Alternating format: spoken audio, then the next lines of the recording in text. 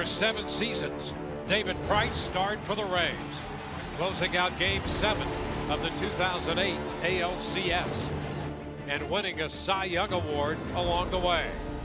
For the past 2 years, David was a hired gun, moving from Detroit to Toronto and settling in Boston after signing a 7-year, $217 million deal in the offseason.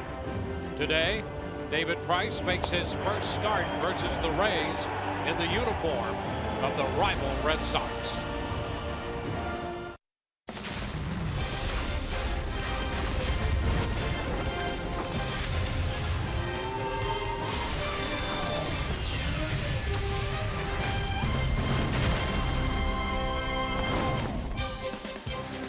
It's a gorgeous day in Boston, Massachusetts, as we greet you from Fenway Park.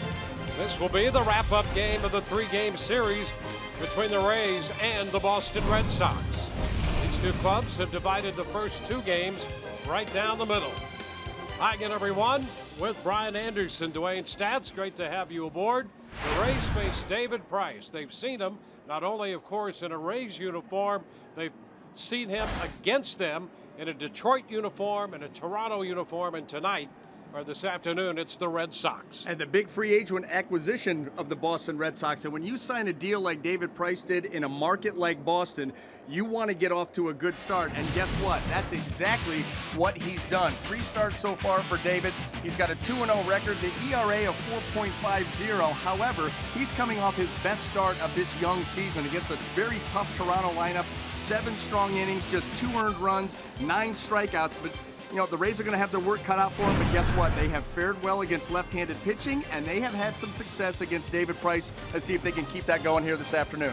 It will be David Price against the Rays right-hander Jake Odorizzi from Boston in a moment.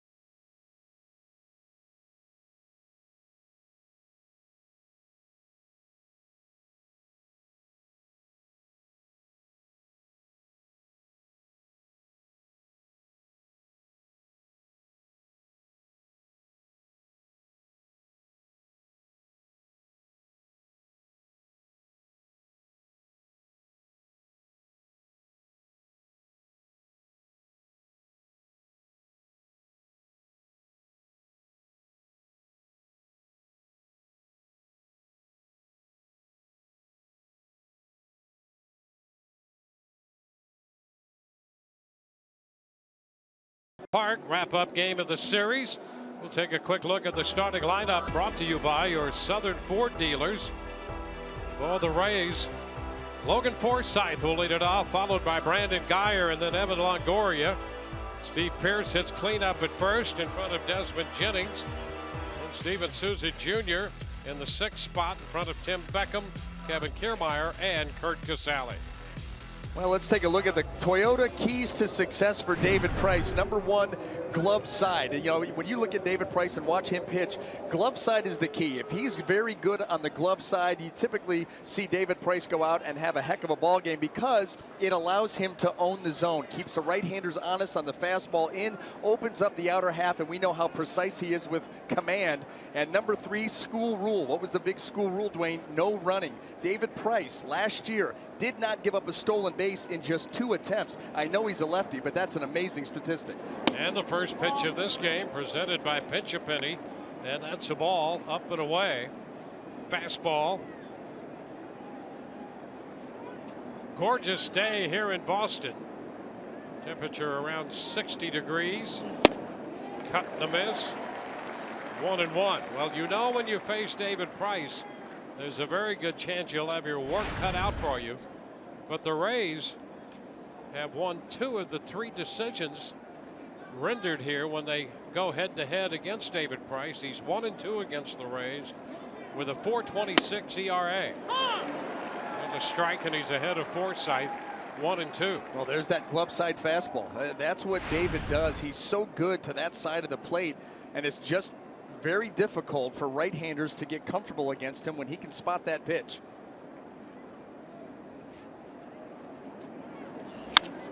Line drive and a base hit over the head of Bogarts and into left, and the Rays put the leadoff man aboard. Off-speed pitch, and Forsythe has a leadoff single. You got to take advantage of those mistakes, and Forsythe did. Let's take a look at the Boston Red Sox defense, brought to you by Golden Diamond Source. In the outfield left to right, we have Brock Holt, Jackie Bradley Jr., and Mookie Betts. Across that infield third to first, Travis Shaw, Xander Bogaerts, Dustin Pedroia, and Hanley Ramirez with Christian Vasquez back behind the plate.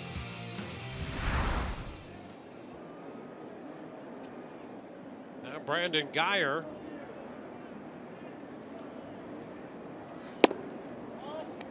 And there's a ball. First pitch fastball. Guyer had the big day Sunday, hitting second in that game against Jose Quintana when he went 4 for 4 with a run batted in and a couple of runs scored.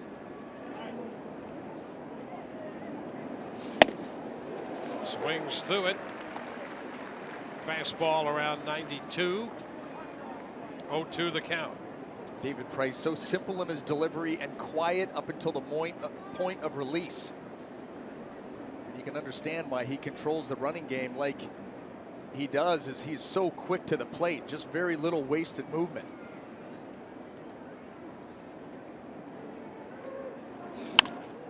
Guyer fouls it out of play. A lot of things to like about David Price, but I think that's part of his game that's just amazing. How simple his approach is. Very little movement into his delivery, and at the same time he can shut down the running game. Well, it allows for a repeatable delivery, a quick delivery out of the stretch, and anytime you can go into a start and know that the running game is already controlled, it's just one less thing you've got to worry about.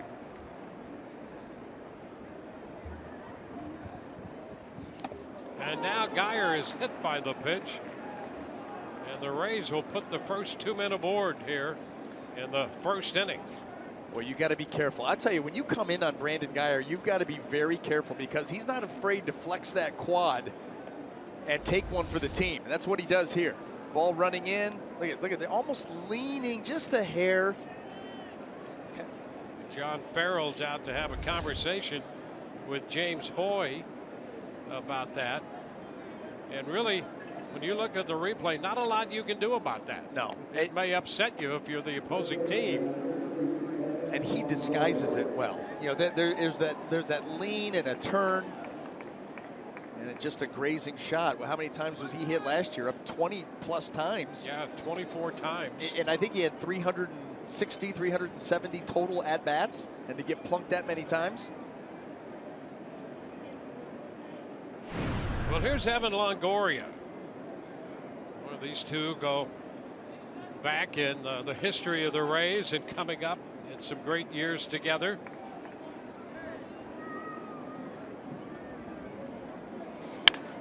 High fly ball into right field. Betts is there to make the catch. The tag second base. Forsythe will go to third. Holding at first is Geyer.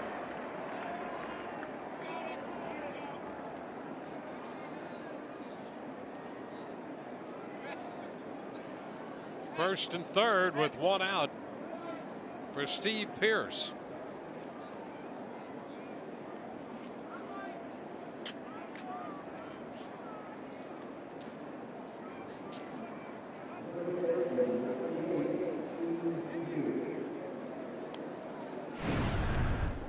An opportunity early.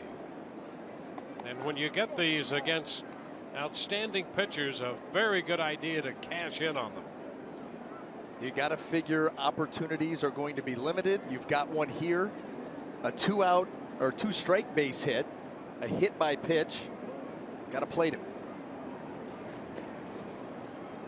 Toss to first. Geyer back in there. Steve Pearce in the lineup. He's 5 for 20 in his career against Price. He has more at bats against Price than anybody on this Rays team. 5 for 20 with a home run among the 5 hits. That's a ball wide. Oh, the Rays know that David Price is going to be around the strike zone. Obviously, David has a very good fastball that he will work to both sides, but you better believe that they're going to be ready to turn it loose early in the count against David. You saw that ball up and away, and Pearce looked like he wanted to go after it.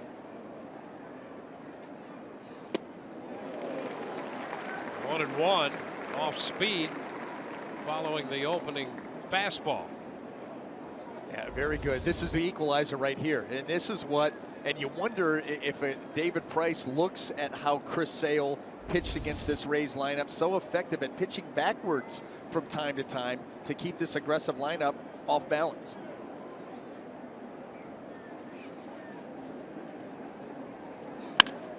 Down the left field side, that's a foul ball. Boy, not a lot of foul territory. And that one just fouled down the left field line, headed for the corner. Well, you've got very little room to work with. You hit a line drive that doesn't make it into the stands. You're talking inches.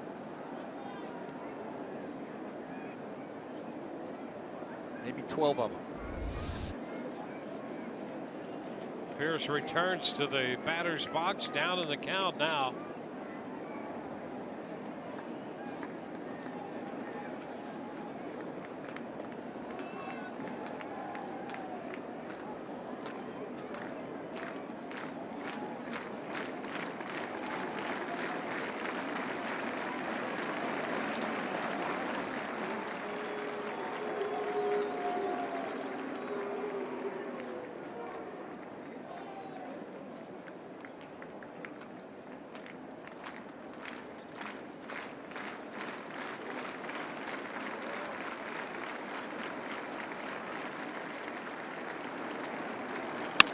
Up the middle and a base hit into center off the fastball, and the Rays grab the lead. Pearce picking up his 3rd run batted in, and the Rays with 2 hits and a hit batter have a run and 2 men on base. And both hits coming with 2 strikes. Couldn't put them away. That line drive, I mean, bullet ripped right back up the middle. The Rays do plate that run and have a chance for more. That ball was smoked.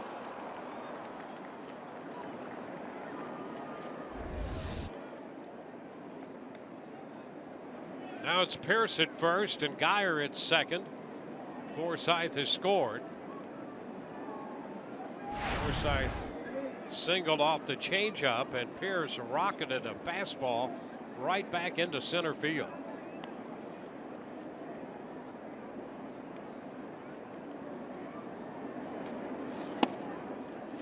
Desmond Jennings looks at a strike. Desmond, the DH in this game, with Geyer getting a start and playing left field.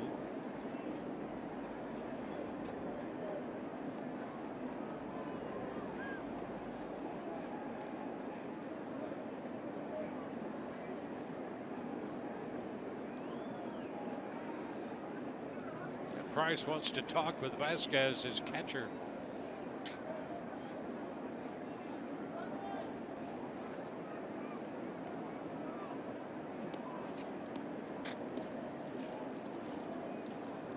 one thing we know, David Price, good to both sides of the plate, but he doesn't move too many guys' feet.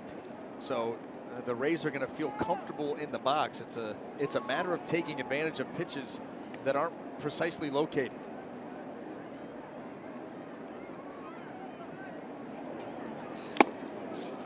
This one by Jennings. And it's an 0-2 count. And Jennings was able to get that front side open. It gave him a chance to get to that pitch. It hopped up over the bat, over the swing.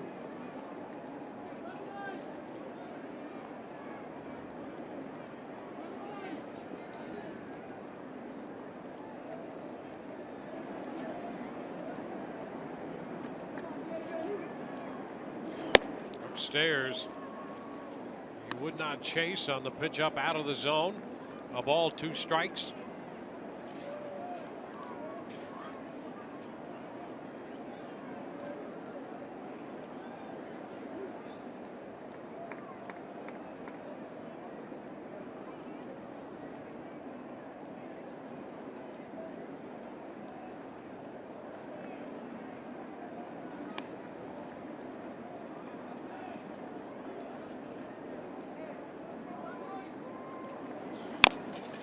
Chopper that will kick foul, holding the count at 1-2.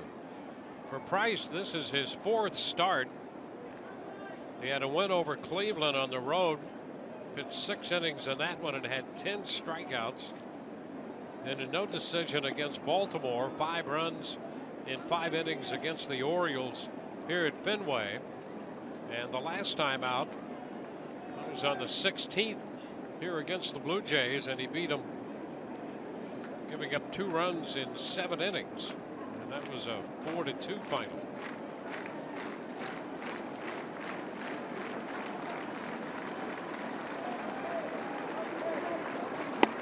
Jennings strikes out. 2 gone. Reach back for a little bit more on that one. 94 miles an hour. He kept it down in the zone and on the outer third. Really driving the pitch to its spot and able to get it by Desmond.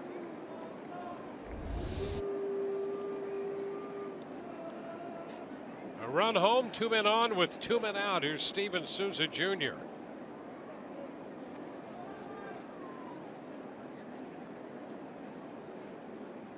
Rays have won.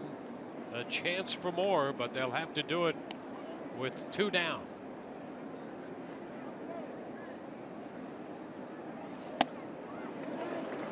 Souza 2 for 6 against Price, down, missing the fastball, 1 strike.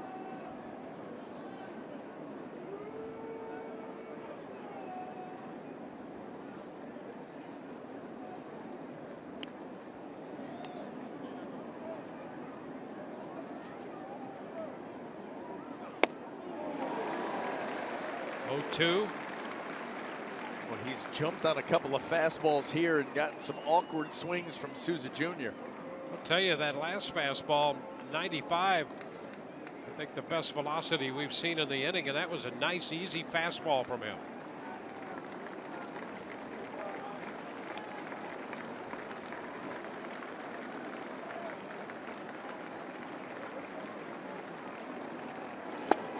Souza's out on strikes. Back with that mid-90s fastball to get him. So the Rays settled for 1 run. Pierce with an RBI single in the center. We go to the bottom of the first. 1-0 Tampa Bay.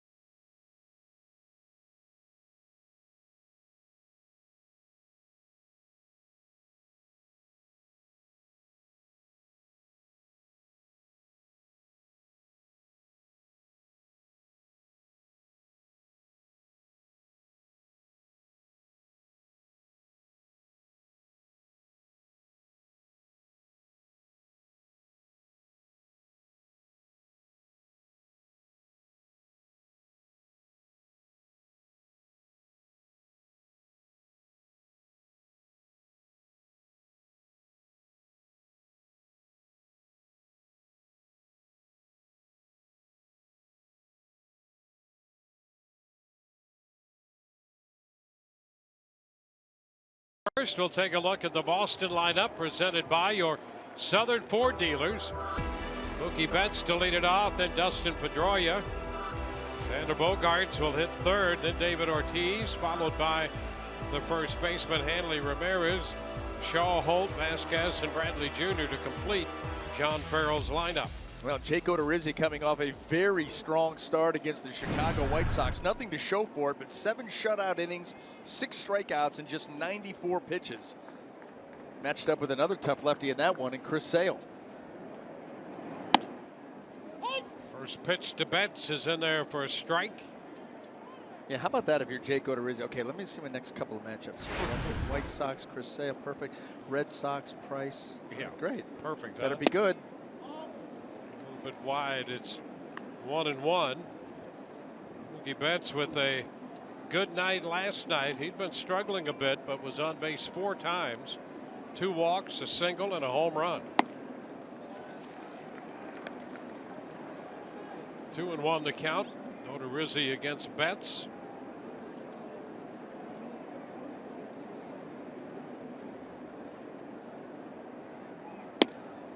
A strike at the knees. 2-2. Other thing about Odorizzi, you face those tough starters that he does, and that means that you may not get a lot of runs to work with, and so often he's out there without a lot of support. And that's one of the reasons, but there are other times as well. So when he's out there, that margin of success has been razor thin for him.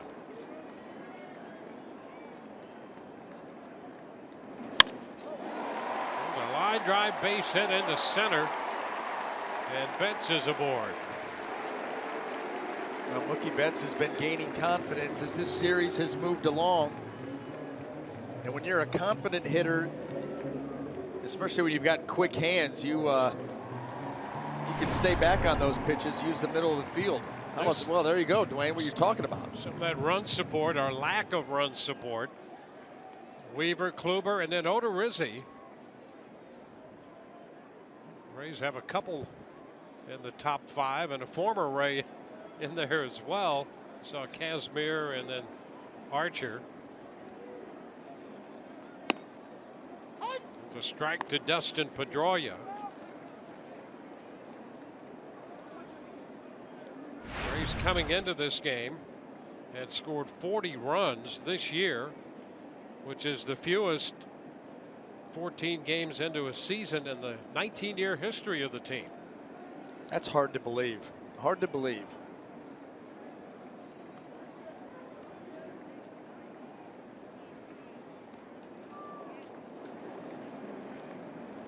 That's back in. Odorizzi keeping an eye on him.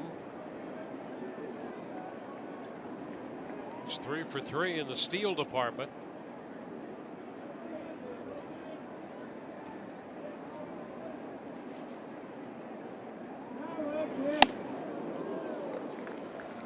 One.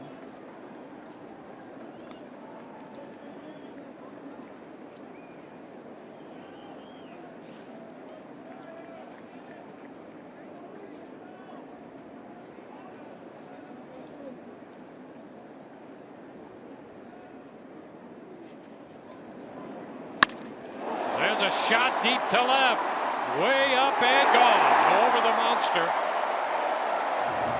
Pedroia hits his first home run of the year to give Boston a 2-1 lead.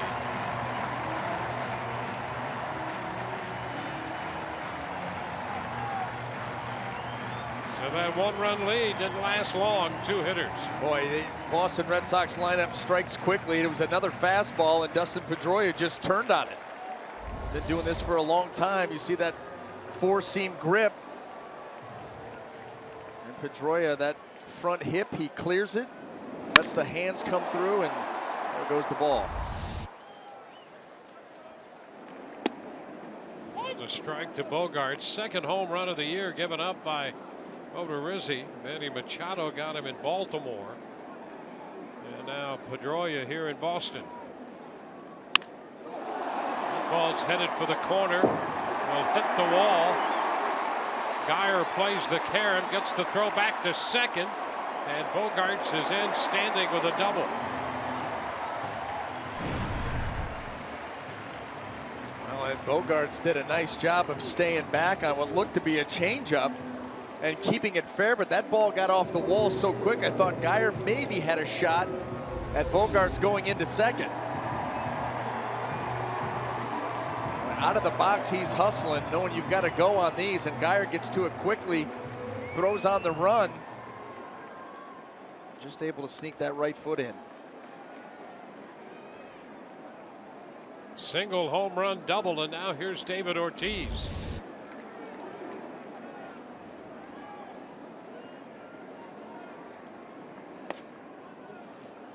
Inside.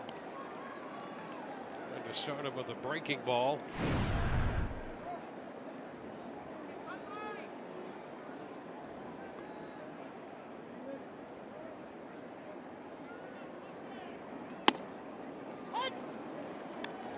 One.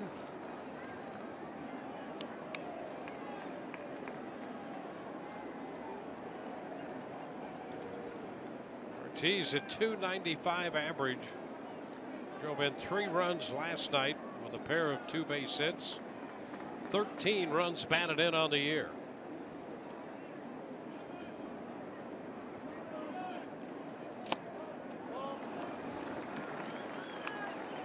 Two balls and a strike.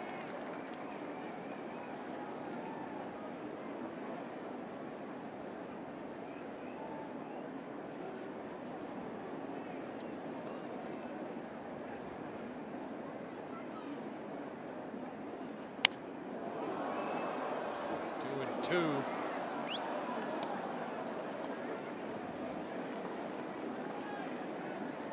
He's fouling that fastball back. He's 40 and this is his final year, but he can still scare you up there with a cut like that. It just stays alive on that one. Boy, how in the world did he get to that pitch? That looked like that fastball had beaten him, and just a late reaction just to foul it off. I think that ball was almost behind him when he fouled it off. Yeah, we go from one extreme to the other, from pitch to pitch on that cut by Ortiz.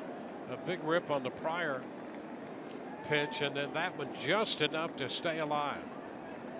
Obviously looking for something else. Now, as a pitcher, you have to decode that swing and go back to attacking.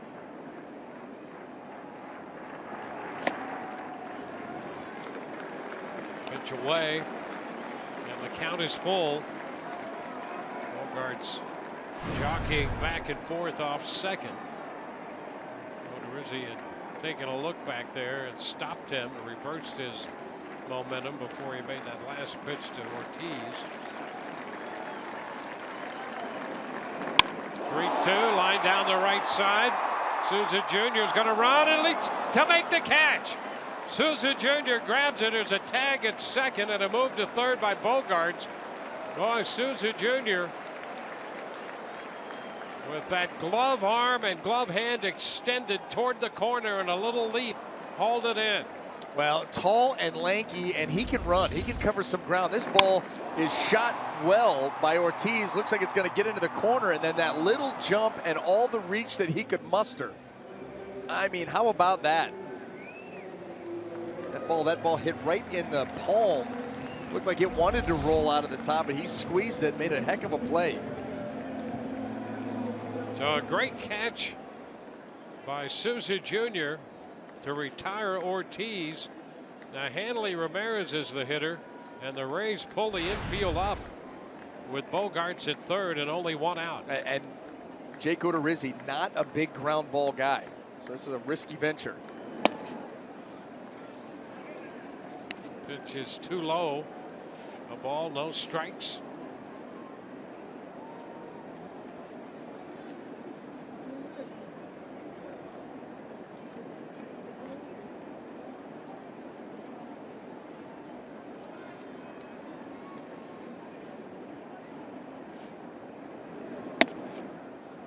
That's a strike, 1-1.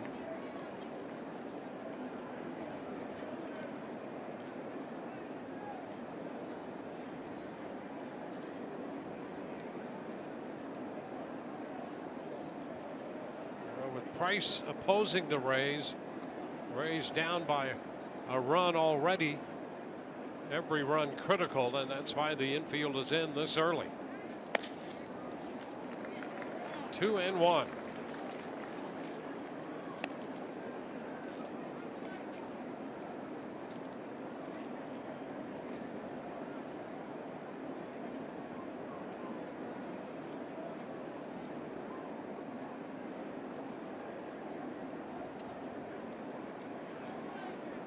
Ramirez 0 for 8 in the series. And he takes ball 3 in. He's up in the count, 3-1. Now you've got to be careful here. Hanley Ramirez in a very good count, 3-1. Doubt you're going to see Jake give in. He's going to still try to make a pitch. Fly ball back toward the left field corner. That ball is high and will hit off the wall. Bogart scores. He'll hold Ramirez to a single, and it's 3-1. I'll tell you, Jake Odorizzi was aggressive with that fastball out over the plate. 3-1, you're thinking that he's still going to try to make a quality pitch. That ball right there, it might have been a changeup, but it working its way down and in. And Hanley Ramirez, how about that effort coming out of the box? Absolutely should have been on second base, but nothing new for him. That ball was up in the air for an awful long time. You run out of the box, you're going to be in second base easily. Well, let's take a look at the Rays defense and set that for you here. Brought to you by Gold and Diamond Source. It's going to be lined up like this. Brandon Guyer, Kevin Kiermaier, and Steven Souza Jr. left to right in the outfield. And across the infield, Evan Longoria, Tim Beckham, Logan Forsythe, and Steve Pearce with Kirk Casale behind the dish. Red Sox strike for 3 in the first. Still only 1 out. They have Travis Shaw at the plate.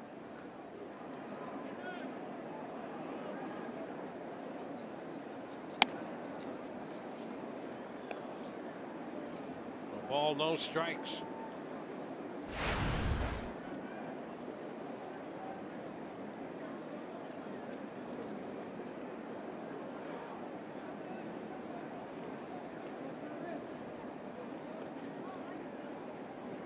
Ramirez back in.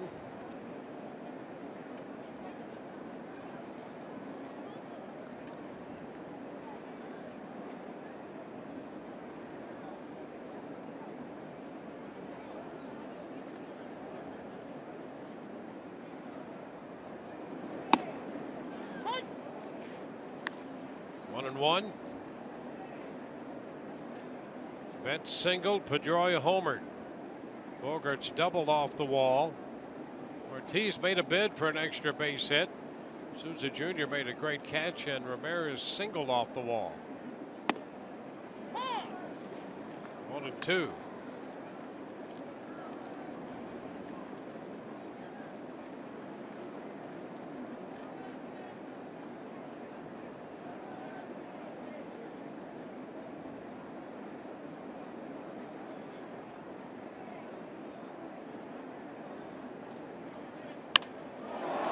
Ball to left. Guyer back. That's going to be over his head. Will bound back toward the infield. Kiermaier makes the pickup. Ramirez goes to third. Shaw winds up at second. And the barrage continues by Boston. Well, that's a pitch that's usually very effective for Jake Odorizzi, the elevated fastball, and Travis Shaw was able to get on top of that with some authority. And Brandon Guyer, you see out in left field, look at that ball is. They wanted it up there, he got it up there, and Shaw was able to make solid contact. And Brandon Guyer, thinking he's going to be able to make a play, ends up getting caught too close to the wall, and that's why you've got Kevin Kiermaier coming over. All of these outfielders really have to help each other out here at Fenway Park. Red Sox playing Pepper with the monster out there. And now it's Brock Holt. Infield up with 2 men in scoring position. The pitch is a strike.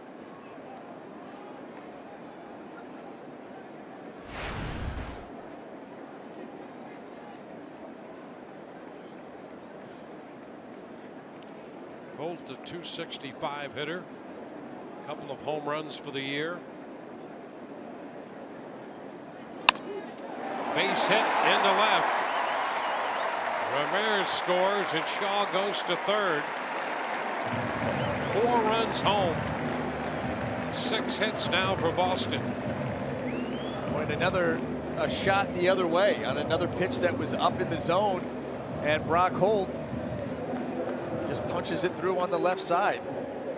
This Boston Red Sox lineup has come ready to go here today. They've hit some mistakes. They've hit some pitches where Jake has got the ball where he wanted to, and they've just still been able to make solid contact.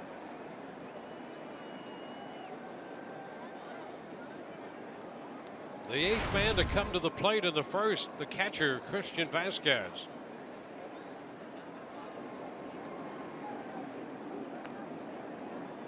Holt back in at first.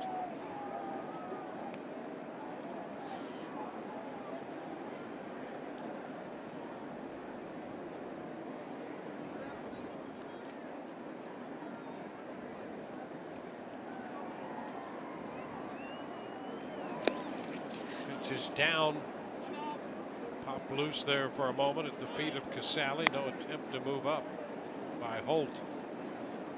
It's been a 30-pitch first inning. 1 out, 4 runs in, 2 men on base.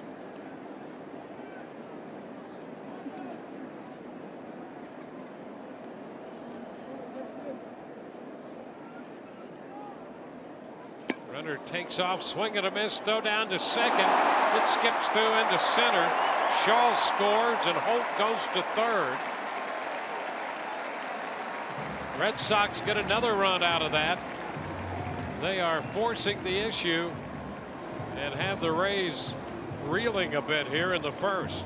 Well, that's exactly right. And sensing that they're back on their heels. How about Christian Vasquez trying to cover on the stolen base attempt? The ball bounces, gets by Logan Forsythe, and boy, this nightmare inning continues. So it's a steal for Holt, an error charge to Casale on the throw down.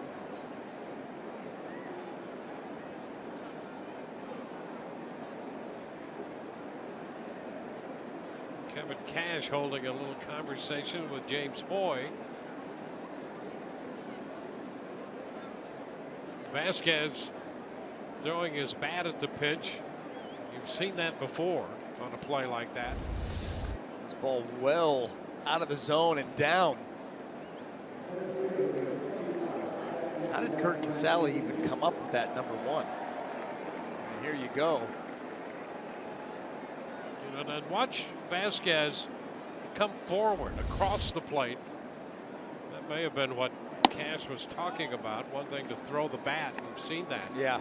But he came across the plate in front of Casale.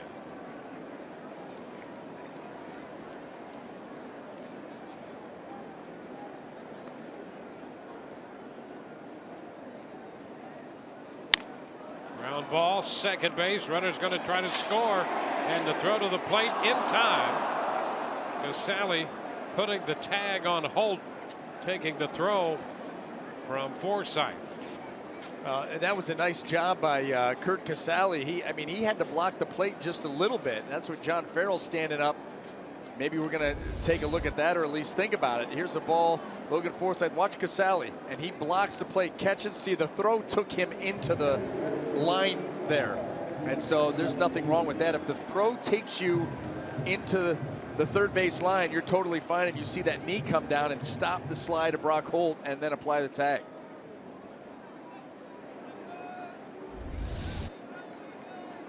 Jackie Bradley Jr. steps in. Vasquez at first.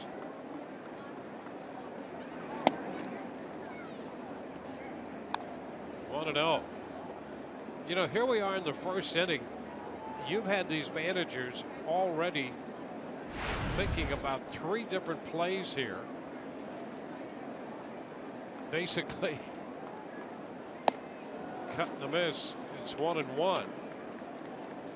I mean, nothing reviewed, but managers have to think about that. That's become part of the game now with all the reviews and second looks. Got to take the couple of steps up the dugout stairs. Tell the umpires to hold on a minute. Wait for word from the video room. Don't you love it? Yeah, you wonder where that trend will stop, if it will. Bradley Jr. strikes out. 9 men come to the plate. 4-1 Boston.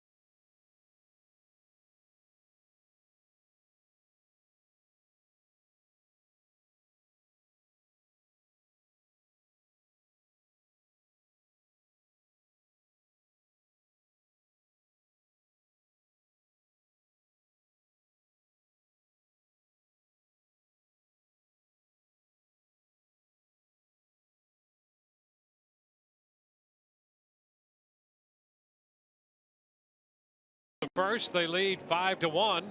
MLB.TV Premium, the #1 live streaming sports service, delivers everything you've come to expect and more. Watch every out-of-market game live in HD on over 400 supported devices. Blackout and other restrictions apply. Visit MLB.TV for details. Here's Tim Beckham to lead it off. A 37 first pitch. 37 pitch first inning by Jago to Rizzi, giving up 5. Rays got a run in the first off Price, who made 21 pitches, and his first pitch in the second is a fastball in for a strike. A little cutting action. Beckham, Kiermaier, Casali due for the Rays.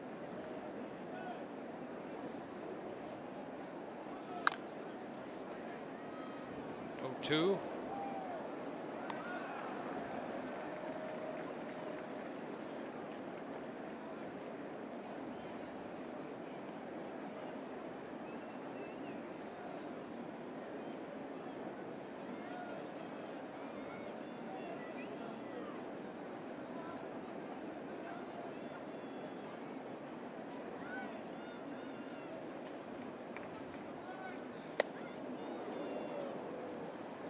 Ball, 2 strikes.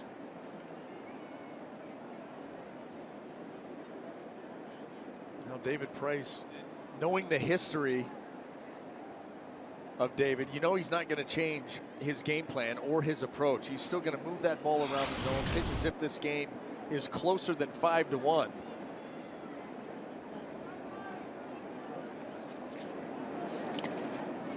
It's down 2-2. David Price moving over out of the free agent market, signing the deal here with the Red Sox.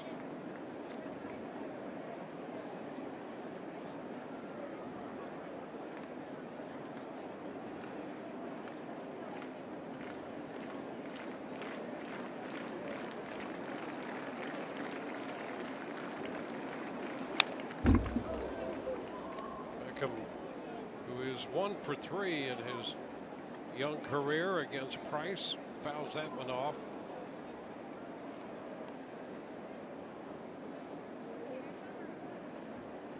Well, you just got to tell yourself, if you're a Rays hitter on that in that dugout, talk about just making David Price work. Make him earn every single out. Tough at-bats. You take these at-bats like they're all ninth inning at-bats.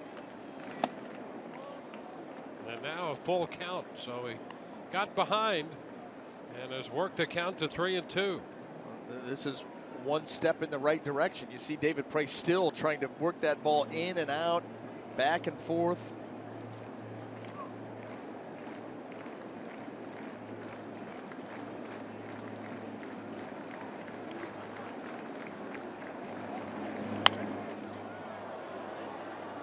Beckham fouling a changeup out of play. Well, you foul off those tough pitches and hope for a mistake.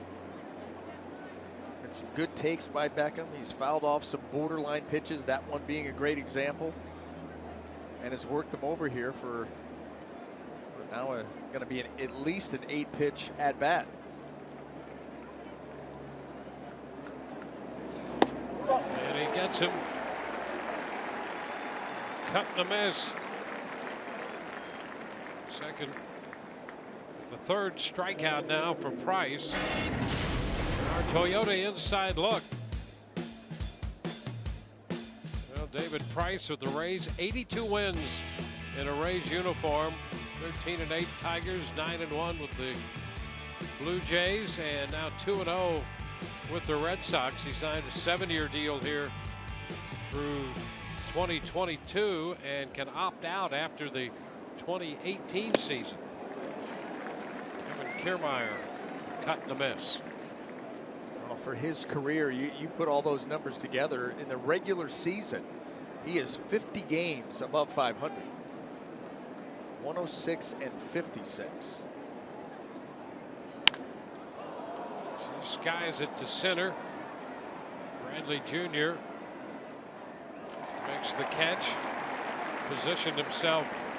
He's looking into a high sky in the sun. 2 gone. Now Kurt Casale will face David Price with a couple of home runs in his back pocket, and they had to match up when Price was with the Tigers. Kurt Casale and Price both with Detroit Tiger uniforms in their background and Vanderbilt in their backgrounds.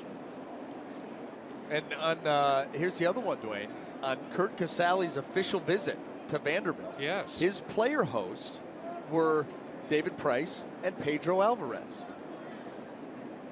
It's a pretty good program. 2-0.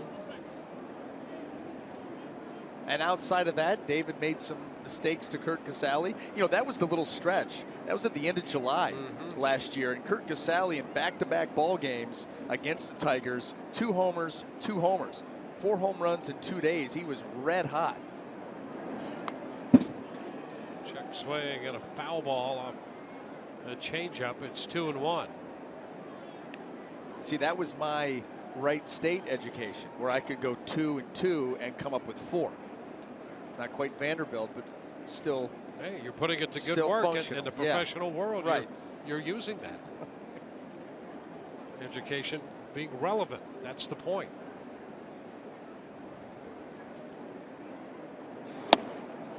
Count is now 2-2 with a fastball by him.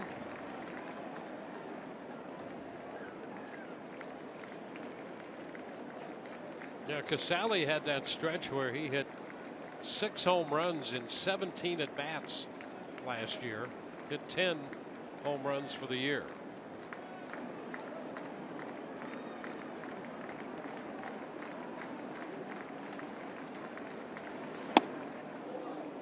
And the count is full. Rays got a run in the first. The Red Sox got 5. 2 outs, bases empty.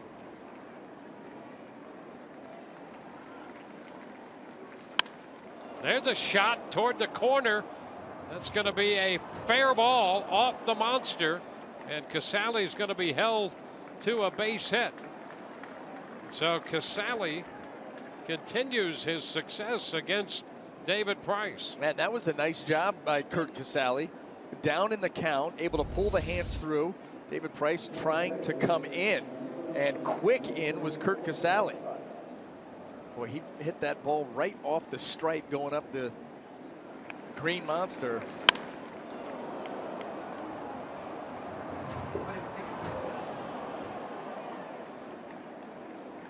And then you get held to a single. Frustrating. Well, that wall is being tested out there in the early part of this game. Here's the top of the order, Logan Forsythe. Strike one. Logan singled his first time up. Rays have a run, 3 hits. The Red Sox 5 runs, 6 hits.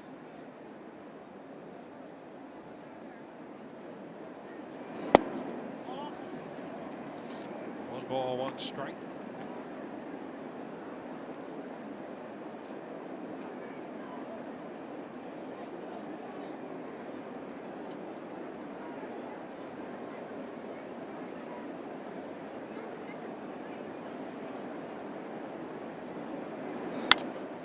Forsythe pops it up. That's a foul ball.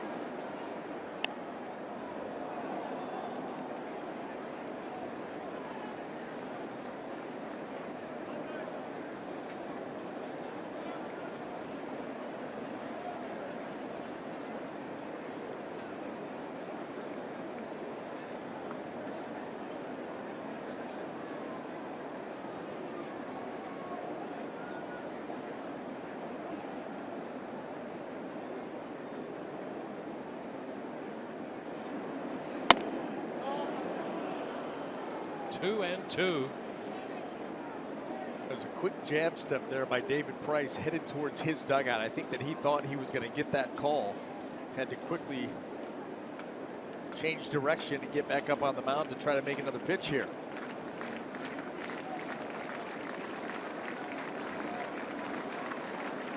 Sally, the base runner. 2 gone. Count is gone to 2 balls and 2 strikes. Forsythe out on strikes. 4th strikeout for Price. 5-1 Boston.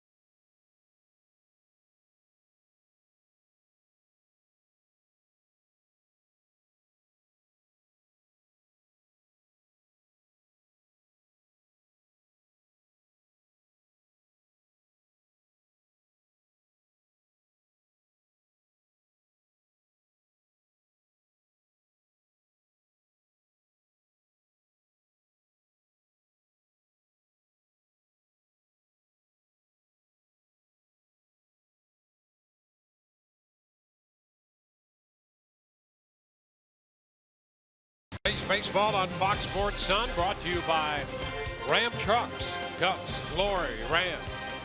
By Lazy Days RV, your RV authority.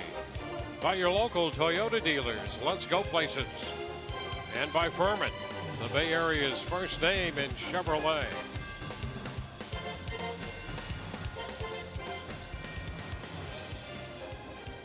Mookie Betts will open the bottom of the second inning. He opened the first with a single and scored the first of 5 Boston runs in that inning.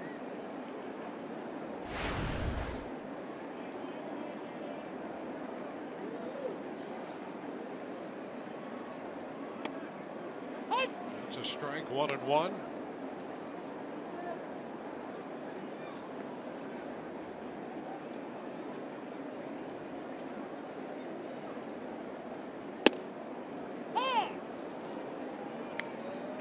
Ball, 2 strikes. And for Jake Odorizzi, this is now all about the pride kicking in. You want to now try and get as deep into this game as you possibly can. And you know what? Who knows? Maybe your offense comes back and makes this thing interesting. Still got a majority of the game to go. That's the toughest thing when you have a start like that in the first inning, going and getting rid of that in the dugout in between innings and coming back out with a fresh mindset. That's not easy. He's 3-2 with Betts again.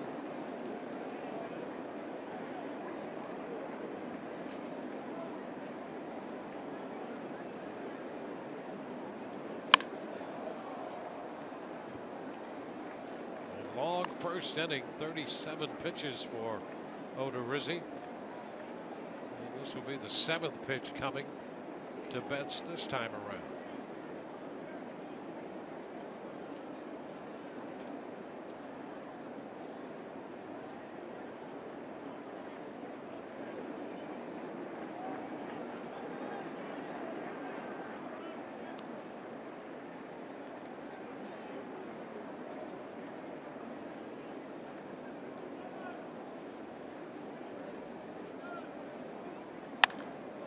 Out a foul ball up the right side.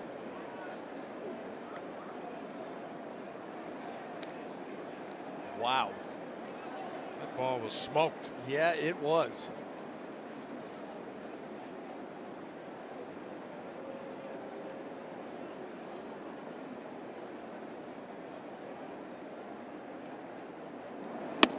Strike 3 call. He got him looking.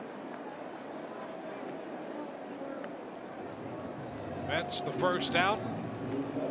Second strikeout of the game for Odorizzi. I think Mookie Betts got caught either guessing for a pitch or certainly guessing on location. Jake Odorizzi throws a fastball middle in, and it just absolutely froze the leadoff hitter for the Red Sox. It's a strike catching the corner on Dustin Pedroia.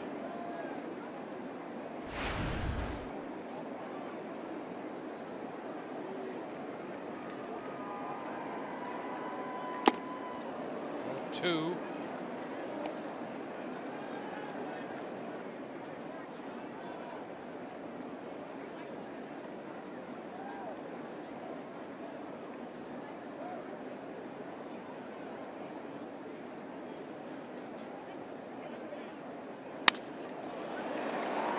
Forsythe can't get there. Base hit to right on an 0-2 pitch, and Pedroia is 2 for 2. Well, Dustin Pedroia, he will use the whole field, hit the ball the other way, and they had Logan Forsythe playing up the middle. He was shaded up the middle, and then you get a fastball. Look where Logan is, and then a fastball away. That just is too easy for Pedroia. 2 strikes, you're going to cut down a little bit. The pitcher gives you something hard away. The second baseman's playing and defensing up the middle. It's a gimme base hit.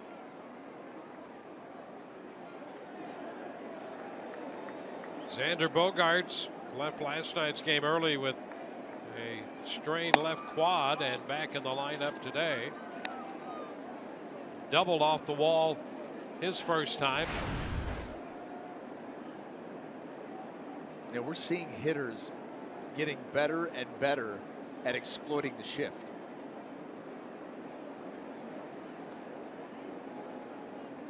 Well, we've always heard baseball is a game of adjustments. and that might be one of the bigger ones. Yeah. You're going to have to adjust because the shift is more prevalent than ever, and it has taken its toll on offense. And some guys you don't mind if they exploit it. You know, you get a guy like David Ortiz up that wants to go the other way with 2 strikes and take a single. Well, okay, you'll give him that. You're going to play the shift on him, and if he wants to take that single the other way, like I said, it's no big deal. You're worried about the extra base hit, the home run from David Ortiz. But other hitters like Pedroia, you know, Mookie Betts, hitters like that, if you give him that whole right side and then pitch him away with 2 strikes, you're asking for trouble. Ball 4. A walk on 4 pitches. Bogarts heads to first. Pedroia to second.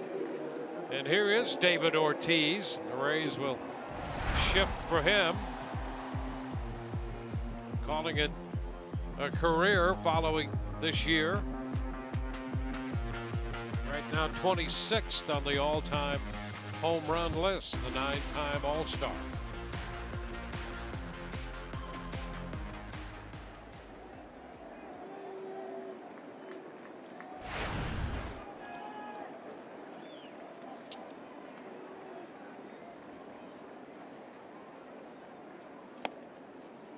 Ball 1 away.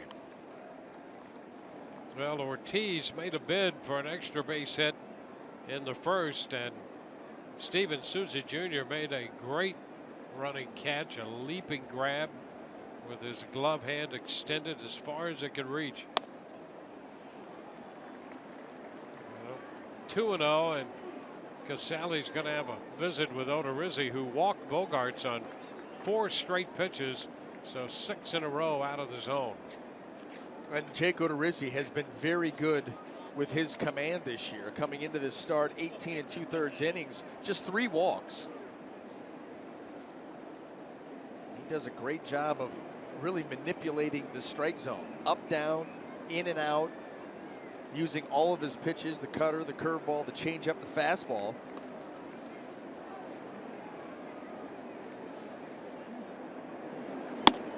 Comes back and a called strike on Ortiz.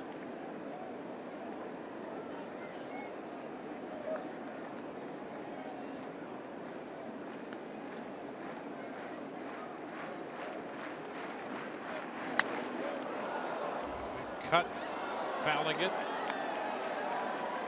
2-2.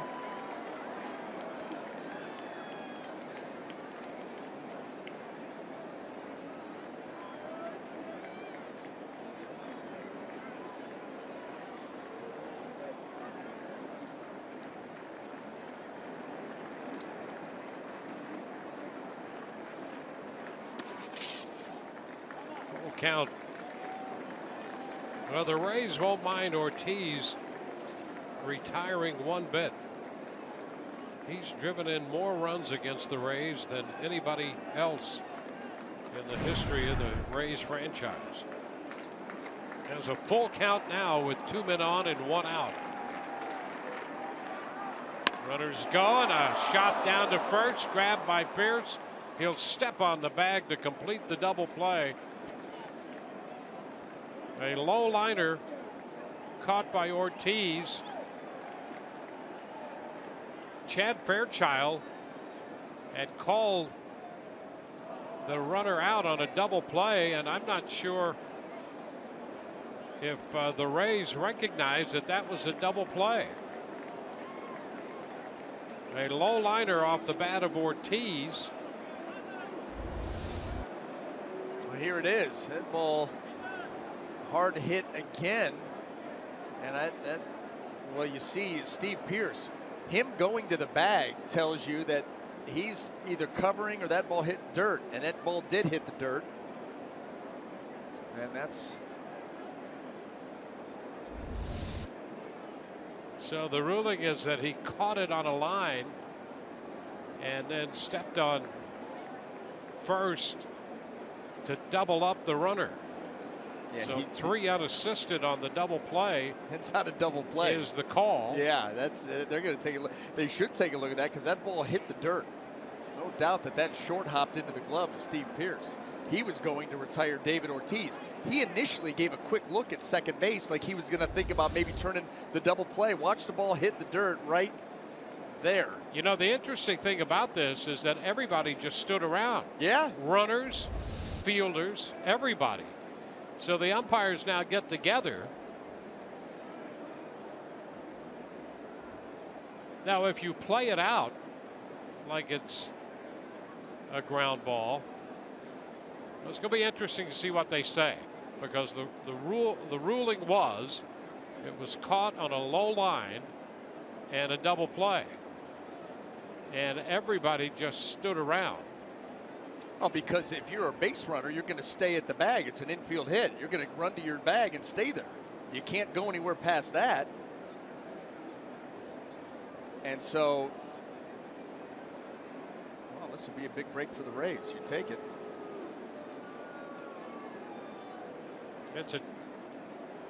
It would be what the Red Sox claim is that the ball was trapped on the short hop. Right. On the infield. Well, you can't challenge that. But you can challenge almost everything else. And so the umpires get together to try to sort it out. Right there's what we're talking about. A trap play in the outfield only for those eligible to be reviewed by video.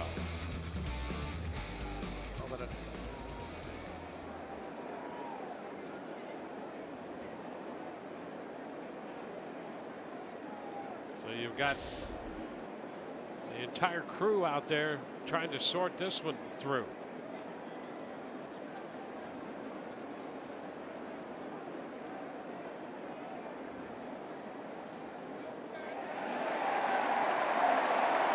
So now they're going to say that it was a trap. The runner, the hitter runner, will be out, Ortiz. And they're going to put Bogarts at second base and advance Pedroia over to third, and Kevin Cash comes out now.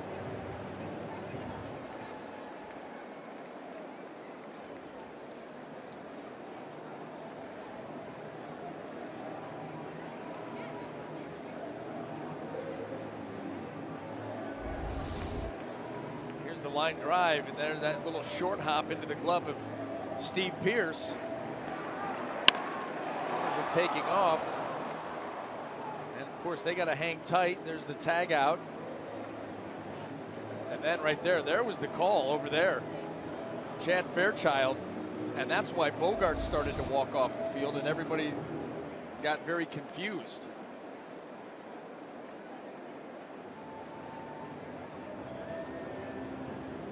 So it would now appear the Red Sox will have men at second and third with 2 outs. And you've got a cold pitcher standing out there through this entire delay once again.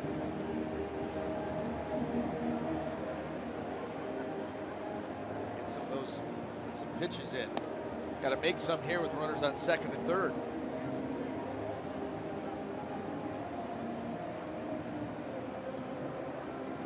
Well, in an effort to get everything right, the pacing sometimes of these games really suffers, not to mention the pitcher that you just brought up. Remember earlier when basically Drew Smiley was slow played out there for 10 minutes in that game against Toronto.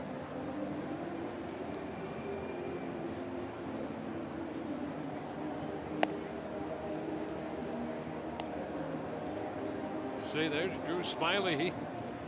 He's been there waiting to have things sorted out. And the inning's going to continue with Hanley Ramirez, the hitter.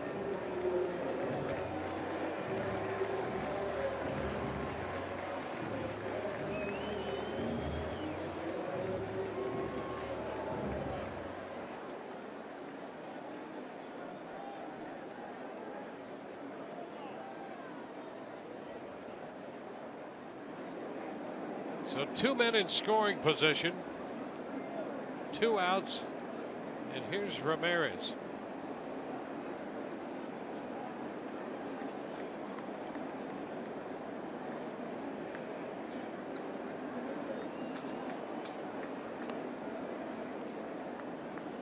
Ramirez takes a pitch upstairs.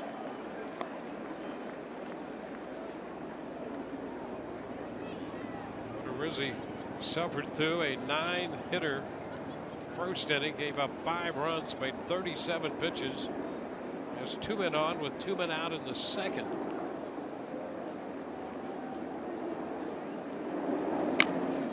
Check swing. This is going to be a tough play. Rizzi off balance throw, out at first base. A stretch by Pierce on the off balance throw from Rizzi. John Farrell out of the dugout. Longoria is walking off, and he just motioned with his glove, "I've had enough of this. Come on, get off the field." And you don't blame him. This is the starts and stops get frustrating, and they want to take a look. Well, we've seen in 2 innings here how this. We've seen the downside of reviewing plays. Without question. You're destroying this ball game. I mean, they're talking about speeding the game up. See the stretch, and is the foot on the bag is going to be the question. Ball in the back of the glove, foot on the bag. Oh boy. Clear and convincing enough to overturn. Again, that's going to be a subjective call. Yep.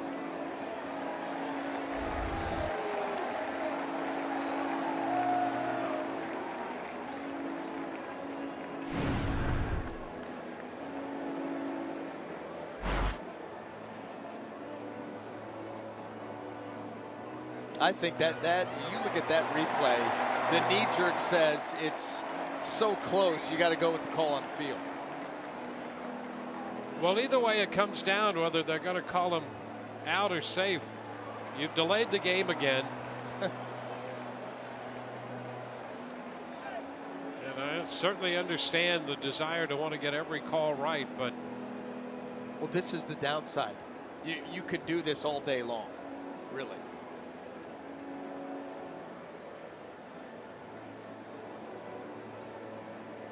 So we just went through this with the 4 umpires discussing a call that was not reviewable to delay the game.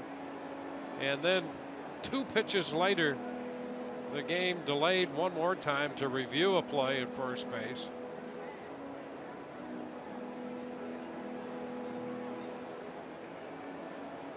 And what we're seeing in this game is the worst case scenario for contested plays.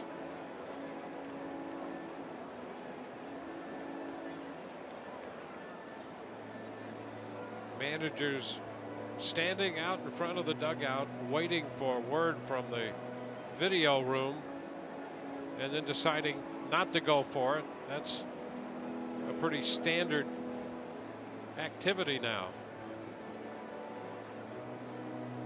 It's funny too because we've become trained like dogs.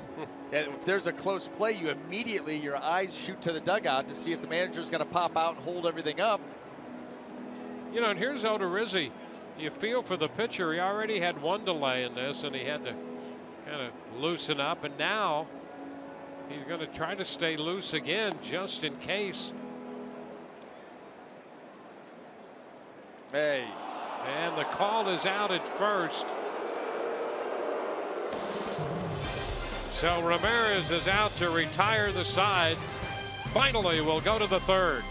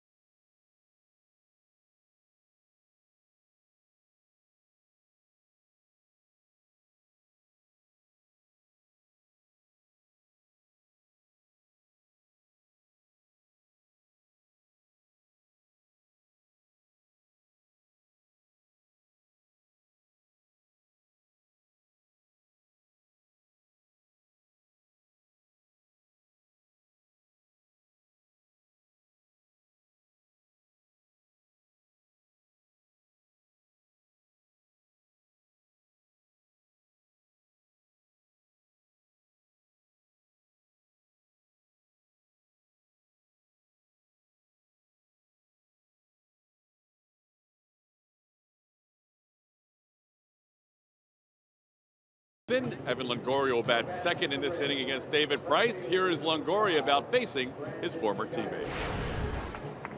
He's a good buddy, that's for sure. It's always different on game days than it is any other time. I think when we go out there and the bell rings, we're both trying to either get each other out or get on base and get hits. But it's off the field, it's obviously different. But looking forward to seeing him, looking forward to facing him, and obviously happy for his situation here, and happy that I get to see him a little bit more during the season. So far, guys, it's been advantage Price in the head-to-head matchups. Back to you.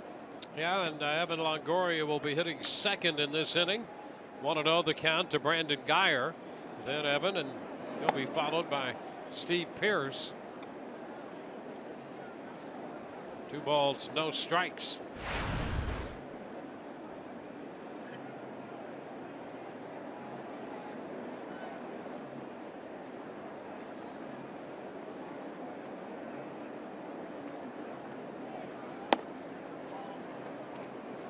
Three and 0. Let's not forget David Price has spent, listen, in the last hour and 10 minutes, he's recorded 6 outs.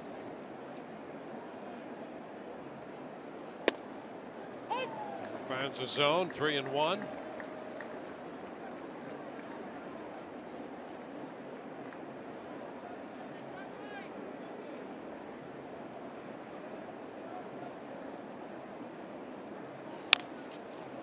Tapper down to third, and a nice barehanded pickup and play by Shaw to get Guyer. Boy, that was, knowing that Brandon Guyer's another guy that can scoot up the first base line, and that ball just dribbled towards third. Travis Shaw makes the decision to forego the glove and go with the bare hand. That was a very, very nice play.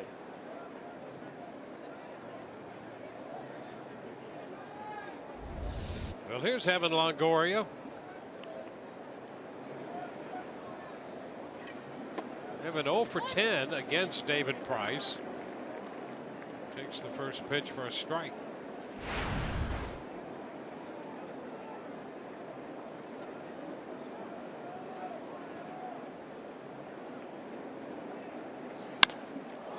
High fly ball back into center.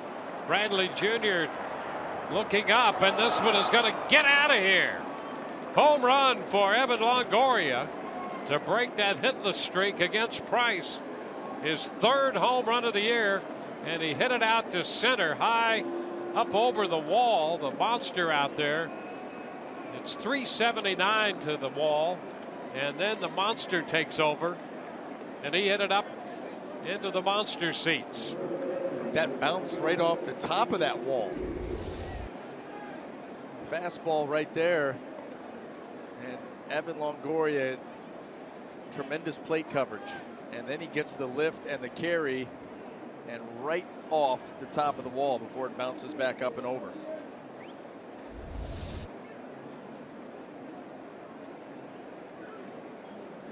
Well, that makes it a 5-2 ball game. Steve Pearce, who drove in a run in the first inning for the Rays, takes an off speed pitch, and that's in there for a strike.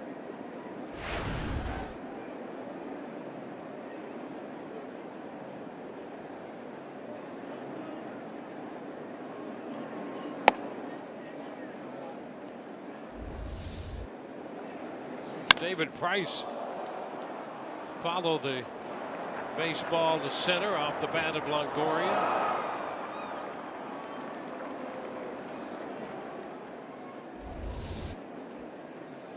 Rays with a run in the first and a run in the third. 5-2. Steve Pearce up in the count. It's a 2-ball, no strike count. Takes a good cut at the fastball, fouling it, 2-1. Now this is what you have to do if you're a Rays hitter.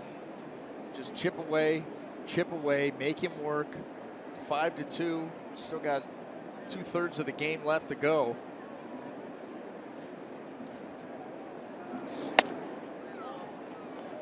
Grounds him with a pitch off the plate, cutting in.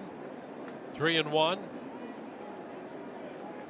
I think all these stops and starts, they start to affect a pitcher's rhythm. And David Price pitching behind in the count here in the third.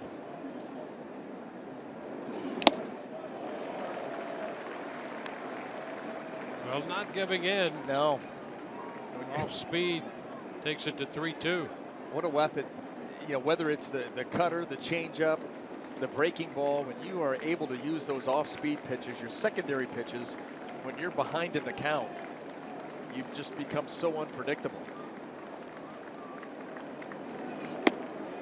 And ball 4. So the Rays get a base runner following the home run by Evan Longoria.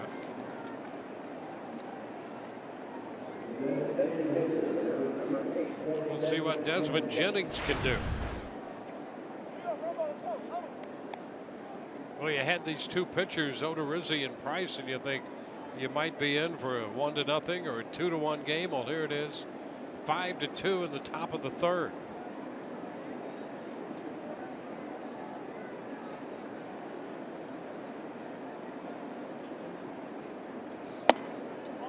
Jennings takes the ball.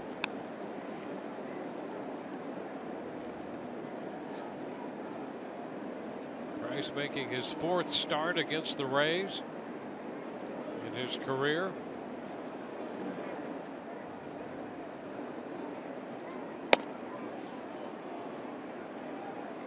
Two and 0. I'm just continuing to not be able to find the strike zone early. And this Rays lineup is forcing David Price to work very, very hard here.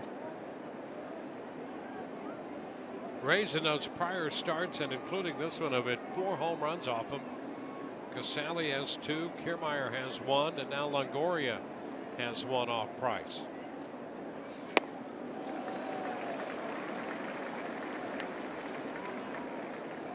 That's been his best pitch here in this inning. Yeah. 3-1, 2-0 changeups.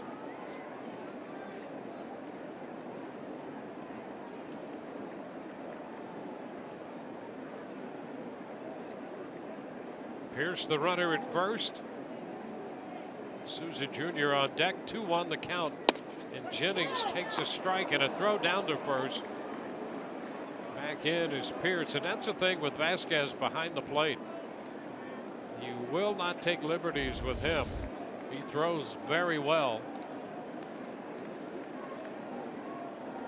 You keep those secondary leads short, because if you've got a reputation of throwing behind guys, they know that, and so not quite as aggressive. Maybe that keeps you from going 1st to 3rd on a base hit. We talked earlier about how every 90 feet are fought so hard for. Yep.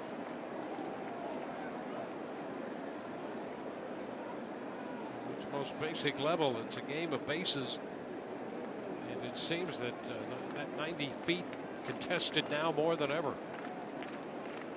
Full count to Desmond.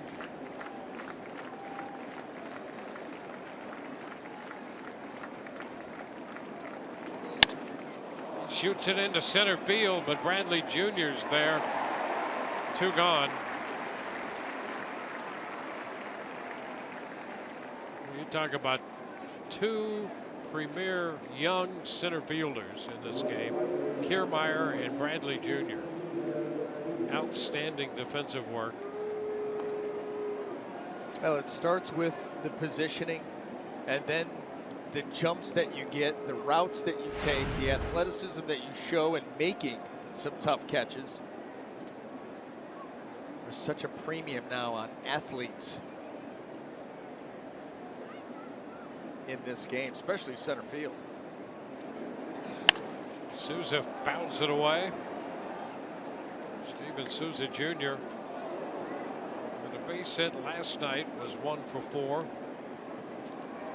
Struck out his first time up today. Price threw a couple of 95-mile-per-hour fastballs by him.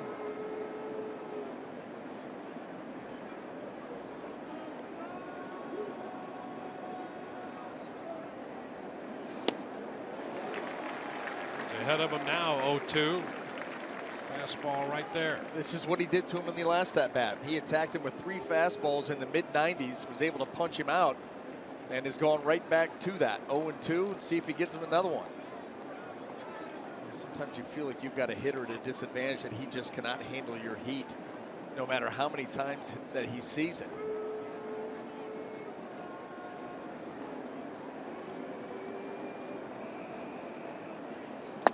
And strike 3 called. Souza caught looking. Rays get a run on the home run by Evan Longoria, his 3rd of the year. We go to the bottom of the 3rd. It's 5-2 Boston.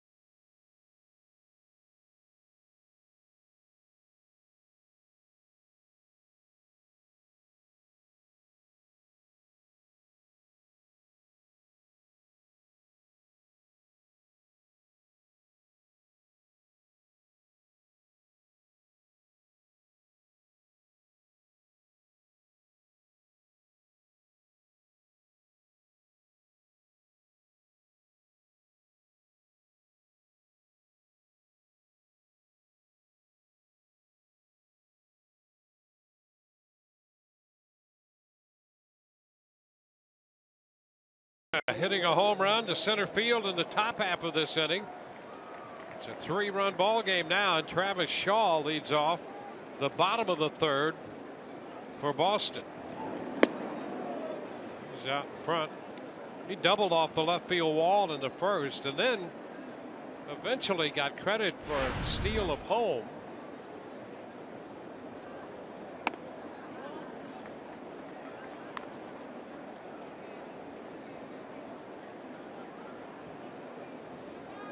Holt at 1st and Shaw at 3rd in the 1st inning. And with Holt running, the throw from Casale skipped into center field, and Shaw was coming down the line and got credit for a steal. Lifts this one into left. Geyer just in front of the track makes the catch. So 1 out in the 3rd.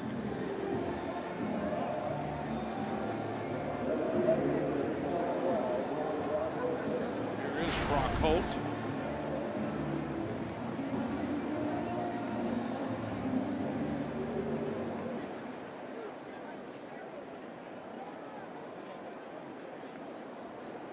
Holt with a hit and a run batted in, as well as a stolen base. The pitch is a strike.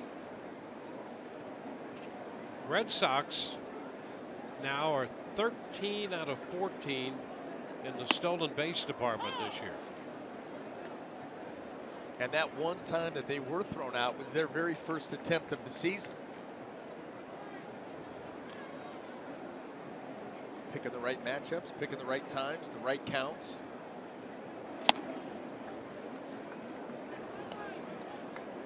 Boy, 2 strikes. Every part of this game is so analyzed now. you know that these, you send a runner, the pitcher, his time to home plate, the catcher, his times to second, the count. Is he more likely to throw in this count? All of those things. There aren't any guesses. There aren't any hunches, you know. Managers used to play a hunch. That's gone. That'll get you canned. Absolutely. You start talking about playing hunches. Yep.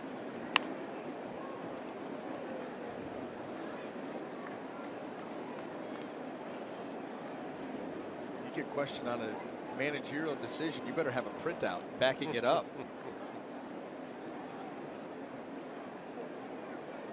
It's almost as if you walk in to the meeting, you got a battery of attorneys with all the paperwork. Into center field, Kiermaier angling straight back, and he's got it. So 2 up and 2 down in the third. Now, between the numbers and the video, the scouting reports, all of the tools that are at your disposal, there aren't any secrets. Once you have been in the big leagues, you know, where your sample size, even if you're a rookie, you get a large enough sample size, then all of a sudden there's the book on you, and the secrets are gone at that point. It becomes all about execution and making those adjustments that we talked about earlier, because it's just constantly moving. You know, guys handling this pitch right now, where we're going to switch it up and we're going to start pounding him in. And if he can't make that adjustment, well, you'll find yourself with that batting average plummeting rather quickly. Don't you find it amazing that after all of this, all the information and where we are now, it boils down to execution? Didn't it always boil down to execution? You still have to play the game. Right on. 2 strikes to count to Christian Vasquez. Yeah, we're in the balcony today. As much as we've been in quite a while. Get a little bit riled up over the way that this game, the stops and starts. You know, it really has gotten to the point that, you know, we were talking about that, but even like close plays, any close play, there's a little mini delay because the manager's got to pop out and hold everything up.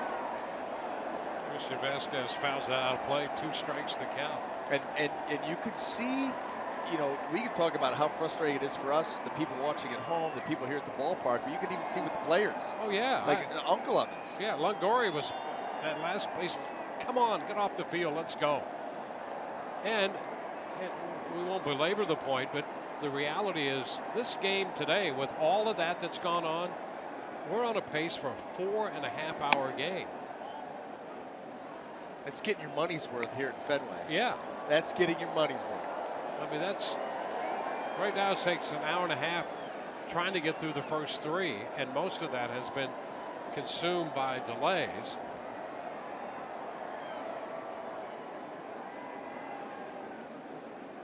A 1-2 count to Vasquez. He fouls this one back. Well, it's a gorgeous day. We're grateful to be here. We just like the pace to be a little quicker because of all the interruptions. Love to play on the field, but when it's delayed, that's another issue. Yeah. But this day, are you kidding me? Baseball on a day like this? You can't beat it. No, you cannot. Temperature about 60 degrees and crystal clear skies. Vasquez is out on strikes. Almost. He will be now. The put out goes Casale to Pierce. 3 up, 3 down. Hey, we're going to go into the 4th. 5-2.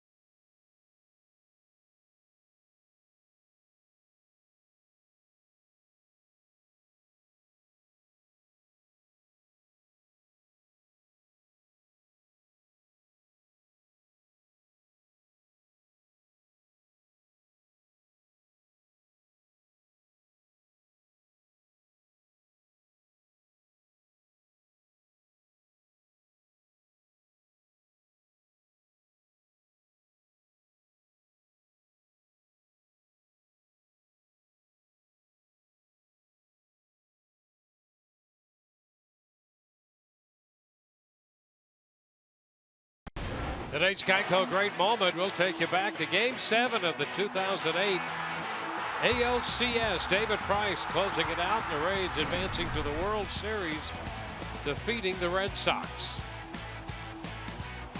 And today, we fast forward, David Price pitching against the Rays. We're headed into the 4th inning. Tim Beckham leads it off.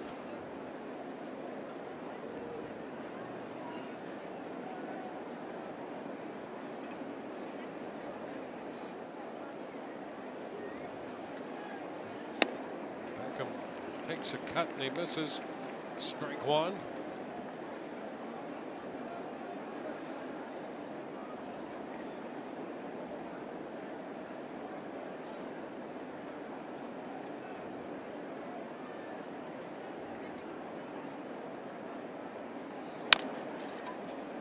Deep at third, long throw for Shaw, and it's there. Not an easy play on that throw. You know, Travis Shaw is showing a nice feel for the position. We saw him earlier make a great barehanded play, coming in and just having an idea that he wasn't going to have time to go to the glove. And even there, when he has to back up on that chopper by Beckham, and then how quickly he got rid of it over to first base. The nuances of the position, and Travis Shaw showing very well this afternoon.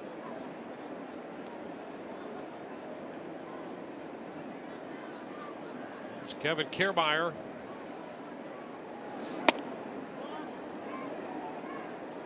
Kiermaier 0 for 1, hit a fly ball to center his first time.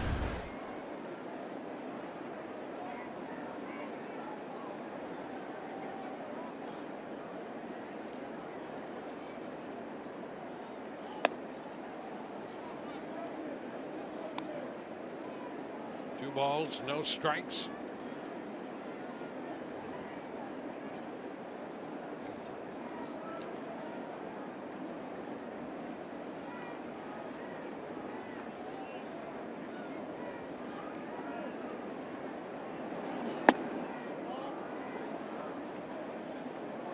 Kiermaier way up in the count now.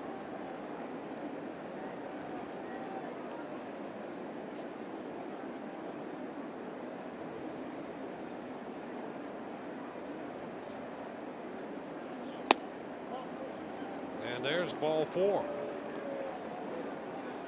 Second walk given up by Price. Well, neither pitcher exactly where he wants to be right now with this game. It was a slow start for Jay Odorizzi, and Price has been kind of spotty at times with his command. Yeah, and the last couple of innings has pitched from behind quite a bit. He's about right around 50% on first pitch strikes. Had a couple of pitches in that at bat against Kiermaier that were close, did not go his way.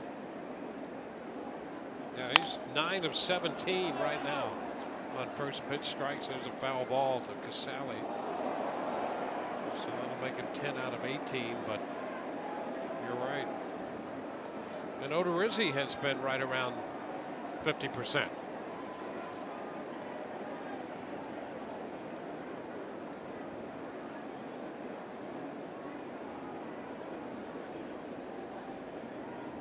One on, one out. A strike to count to Casale, who singled off the wall his first time.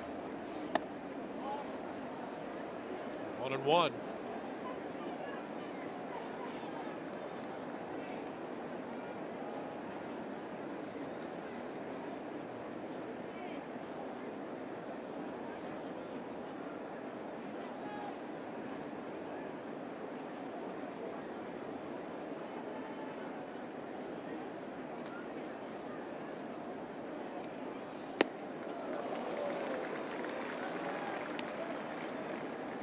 Ball, 2 strikes.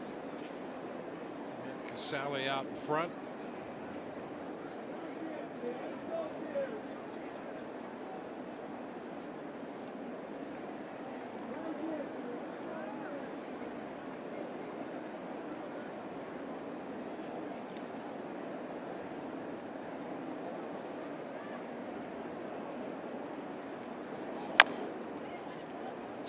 Bouncer foul.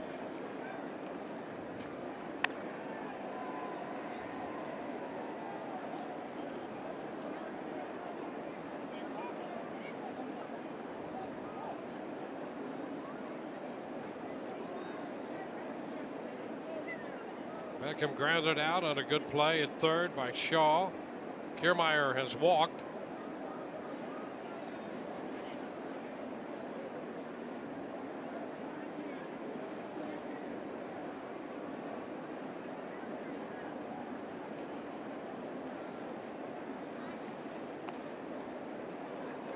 Price out there for the fourth time in a Boston uniform. Combined 18-5 last year between Detroit and Toronto.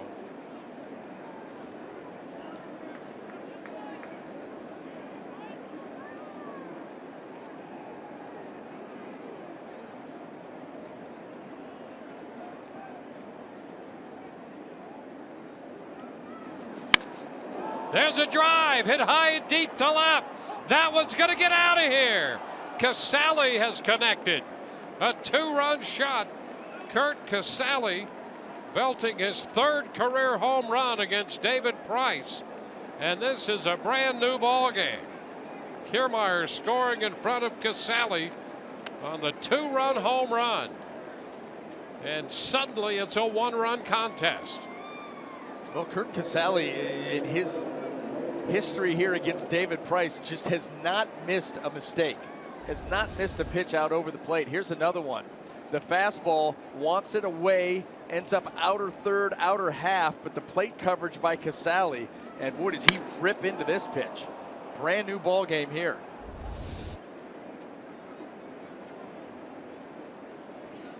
Well, the top of the order, Forsythe, the number, third base side. Off balance throw, not in time from Price. And Forsythe has an infield hit. Now just keep the pressure on. You feel like, early in the ball game, Jake Odorizzi back on his heels, the Rays back on their heels, and now you get the same feeling about David Price. The command has been spotty. The Rays have chipped away. It's a 5-4 game in the fourth inning, anybody's game. And this was the big blast to get him back in it, no doubter.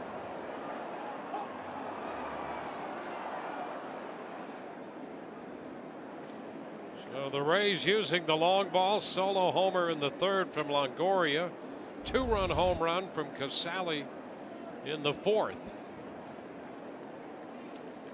Had to go with a run in the first inning. And now Brandon Guyer takes a first pitch strike.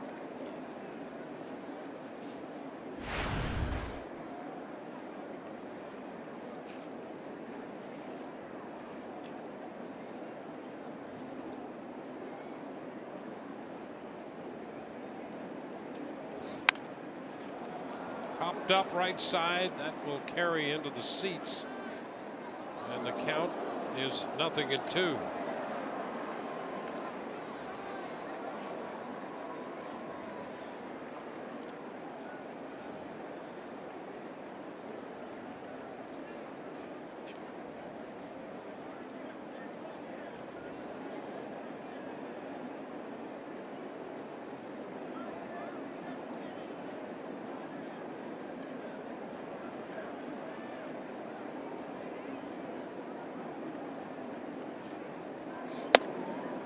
Up a bit, now 1-2.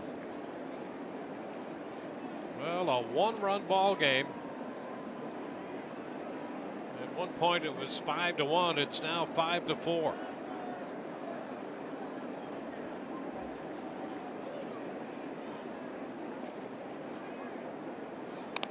And Guyer hit by a pitch again.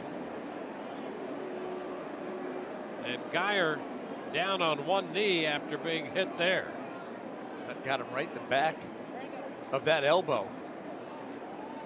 And that, you could hear that one hit. It sounded like it hit. That caught him solid. David Price incredulous. That's the second time coming in on Brandon Guyer. We've seen it too many times. He's more than willing to stand his ground and take a hit by pitch. Well, we'll take a listen to this. the back of the elbow. It's not like it hit the bat.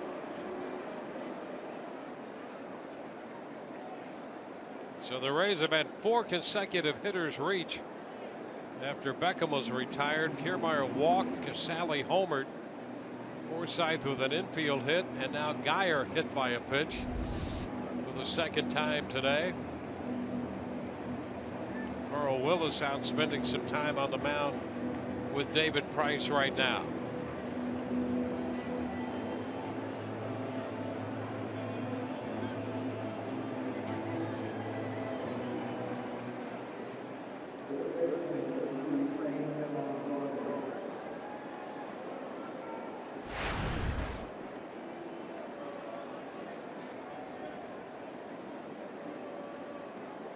So with the 2 today, Geyer's been hit 4 times this year. And it's Evan Longoria with 2 men on and 1 out. Pitch is a strike. Evan connected to center in the 3rd.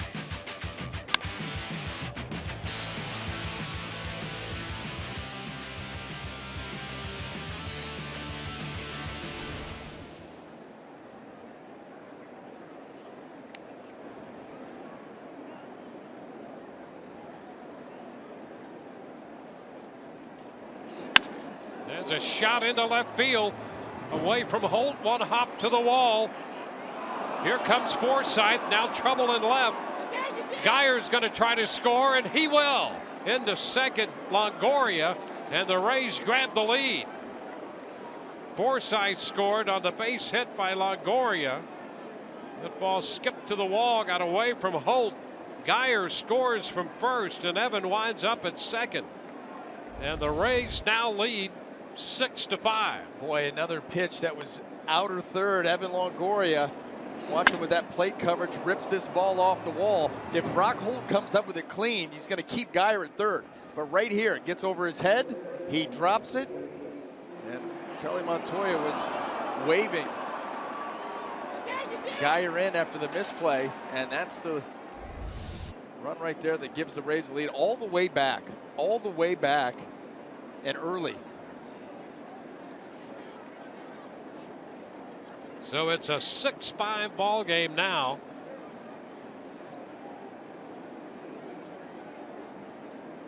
Here's Steve Pearce. High pop up, foul ball. Vasquez after it, and he's got it. A lot of that baseball showing initially before it finally rested in the catcher's mitt. So 2 outs.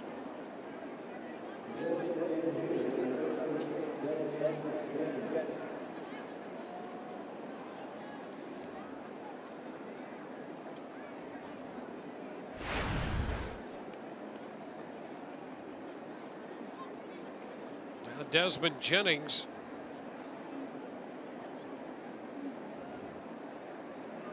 It's a 4-run 4th for the Rays to make it 6-5 Tampa Bay. There's a ball wide.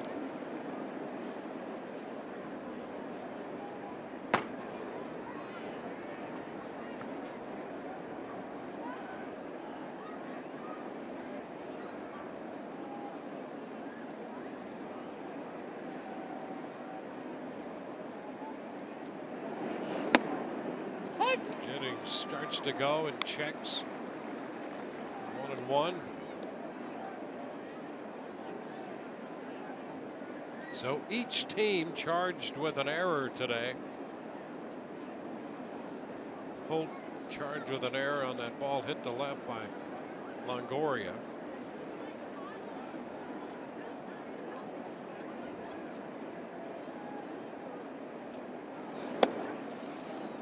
Upstairs.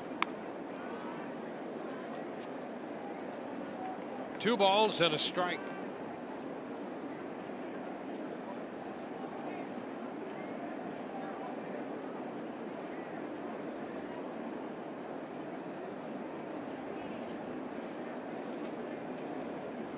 The 1-out walk started it, and Casale's home run got 2 more home. Longoria's hit and the error chased home the third and fourth runs of this inning. High fly ball off the bat of Jennings, deep to left. That's got some carry. It's off the scoreboard. Longoria scores. Into second goes Jennings, and the Rays add to their lead. Another run home. That makes it 7-5. Well, we talked about it early in the game. David Price is around the plate. He's not going to move too many guys' feet. And so the Rays very comfortable at the plate, and they're taking advantage of every mistake that he makes. And a lot of them for extra bases. The command has not been as good as we've seen it. The Rays have capitalized, and that will end David Price's day. Price knocked out of the game in the fourth inning, with the Rays leading 7-5.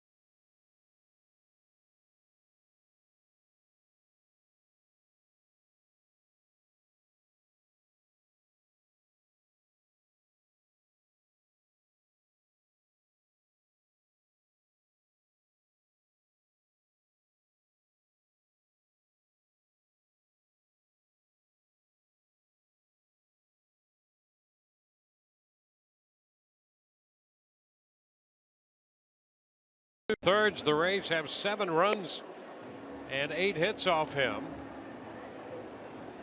They've had the big fourth inning.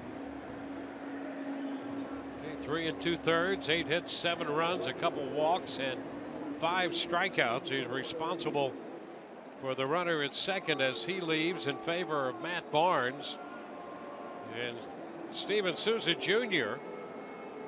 will be the first man to face Barnes.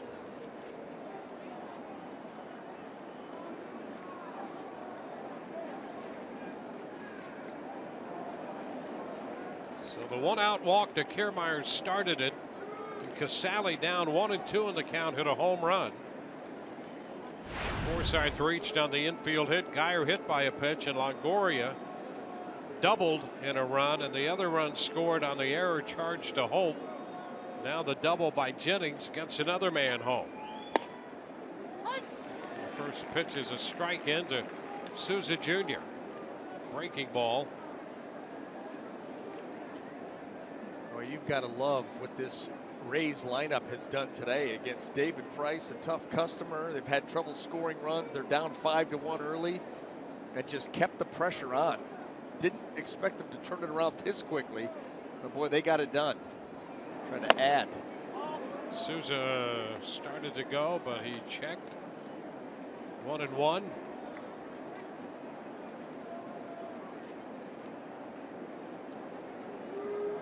Rays have put up a 5 spot in the fourth inning.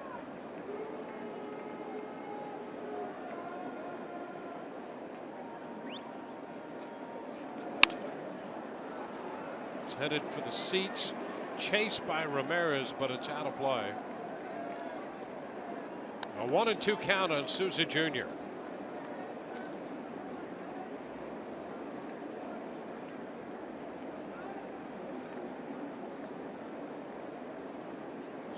Souza, the 9th hitter to come to the plate for the Rays in the fourth.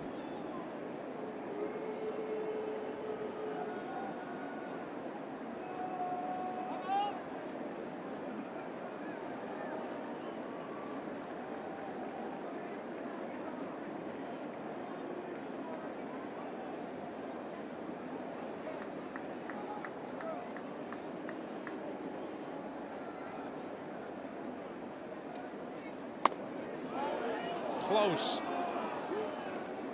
Ball 2, 2-2. Barnes got that one up there in the upper 90s. Yeah, he's tall, lanky, 6'4". Great finish on his pitches. We saw him earlier in this series. The velocity very good. He'll add the curveball, the changeup.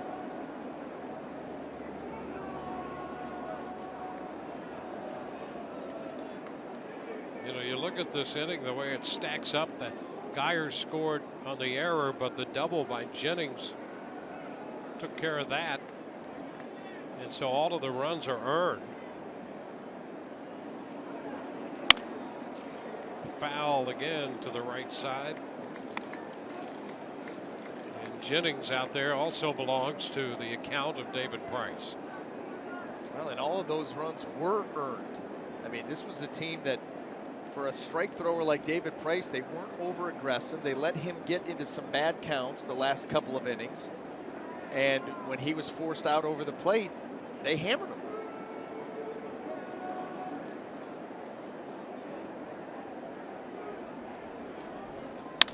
Ground ball. This one skips past Ramirez. They're going to wave Jennings to the plate, and he will score without a play. So the Rays pick up another run. They make it a 6-run inning and an 8-5 ball game. That looked like that may have been the end of the inning. That ball hit the other way by Souza Jr. Hanley Ramirez well positioned, and he just whiffs it. The early returns on Hanley Ramirez at first base were very good. That attempt right there was not.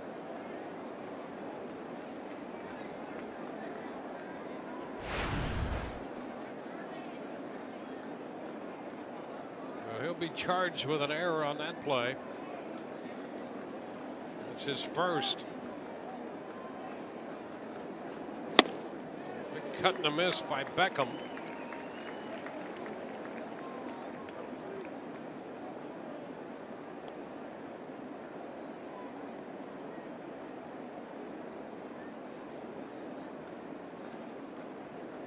Eight runs charged to Price, 7 of which will be earned now.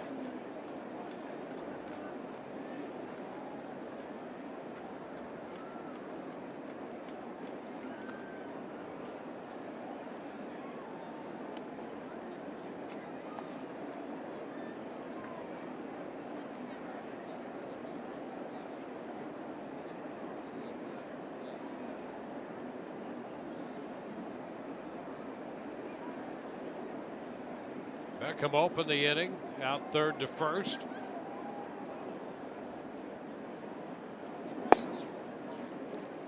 It's now 1-1.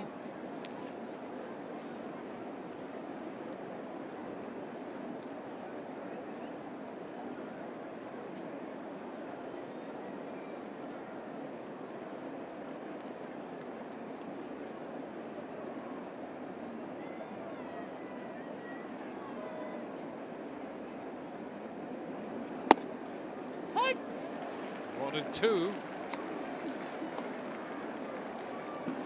Barnes worked Tuesday.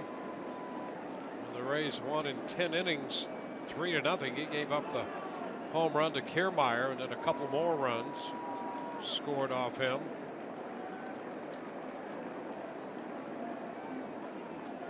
He's ahead of Beckham.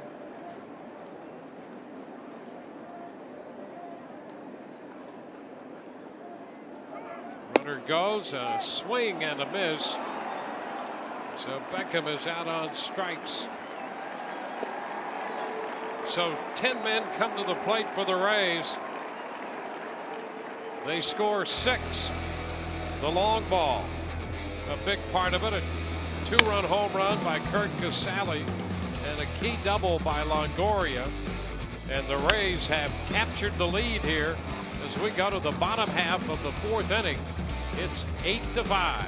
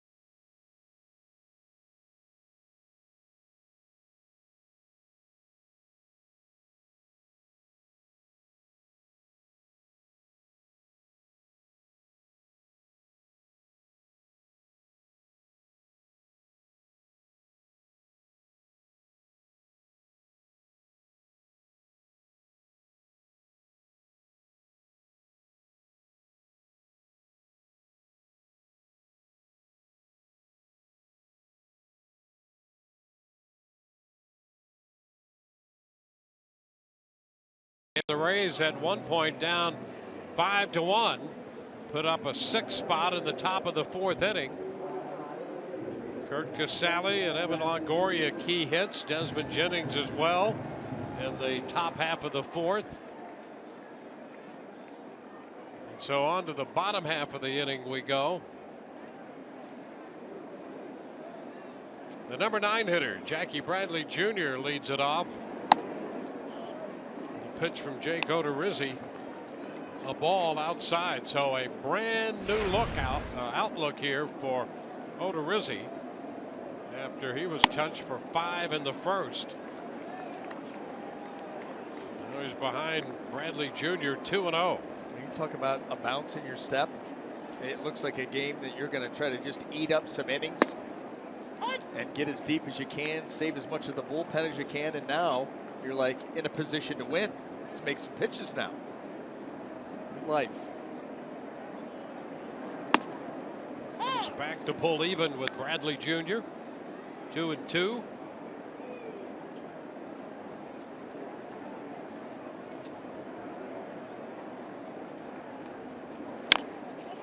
Chop right side. Pierce makes the play unassisted. Well, for David Price, 3 2/3 in this outing against the Rays. Longoria with a home run in the 3rd inning, his first hit against his former teammate, helped, and then the Rays really put it together in the 4th. He was never sharp. We've seen David Price with a pinpoint command, moving the ball around the zone, pitching from ahead the majority of the time. He was basically a coin flip on first pitch strikes, a lot of pitches over the heart of the plate. He was in trouble or out of the stretch, with runners on base in every inning. And so you got to credit the Rays hitters and their approach to David Price. They were not over anxious going after pitches out of the zone. They forced him over the plate, and when he put it there, they hit it hard. 1 out, 1-1 the count to Mookie Betts, top of the order for Boston. It's fouled back. So it's a 1-2 count.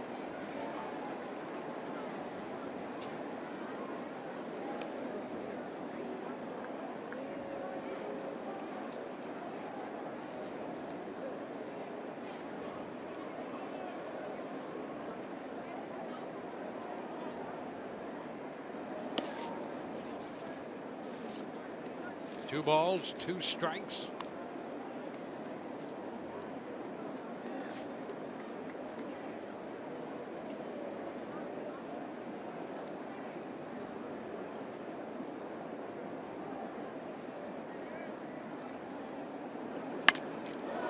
Shot into right. Souza Jr. there and makes the catch. 2 gone.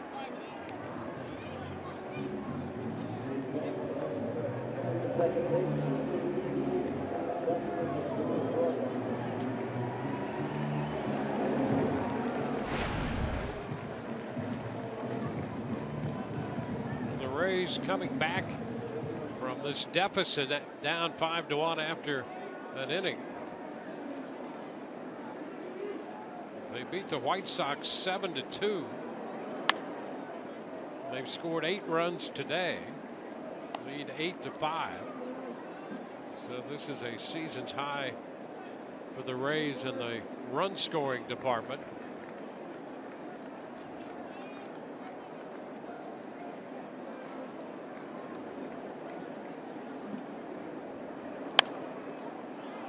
So as we mentioned earlier, so much for that 2-1 or 3-2 game we thought we might see with Odorizzi and David Price going at it today. Well, both of them were coming off their best start of the season. David Price, 7 innings, 2 earned against Toronto and 9 strikeouts. Jake was 7 innings, no earned runs against the White Sox. Throwing the ball well, both of them were. Into right field. Souza Jr. battling the sun makes the catch, and it's a quick 4th inning. On to the 5th. The Rays now lead 8-5.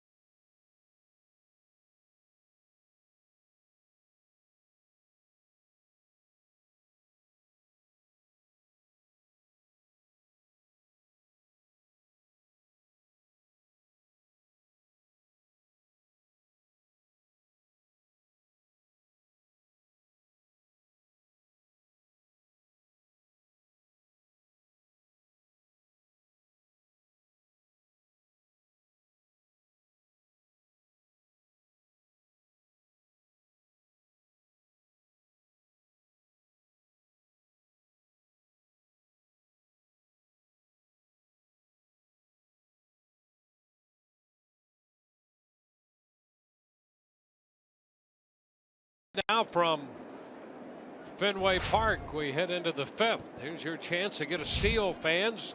Today's steal of the day featuring an exclusive Rays shirt with any ticket purchase to the game Monday, April 25th. Available today only. Visit RaysBaseball.com/steal or call 888-FAN-RAYS for more information. Kevin Kiermaier leading off here against Barnes. He hit the breaking ball out of here the other night off Barnes. Bounds this pitch the other way. Out of play, and the count is 1-1. Fastball that time.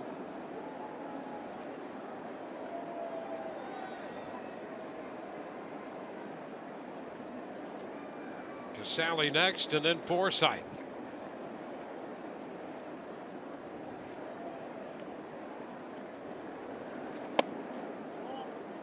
Two and one.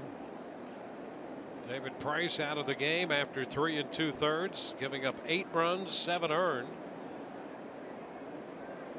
2 of those coming on one swing of the bat from Curt Casale, who's on deck.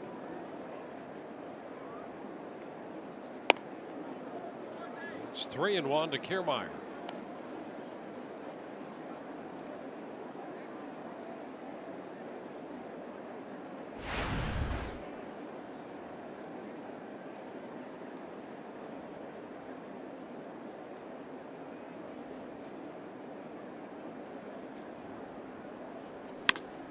Ground ball, and that'll be handled by Pedroia.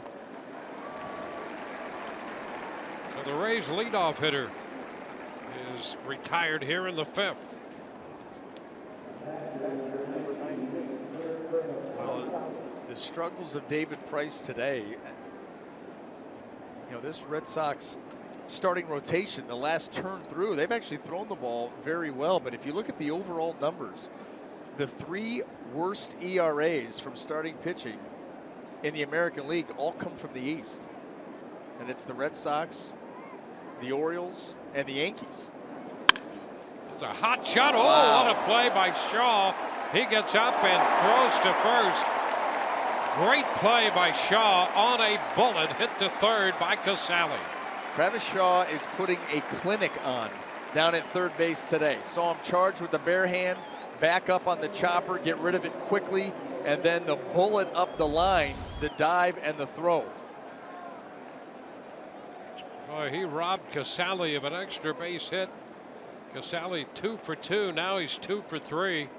And boy, what a play by Shaw.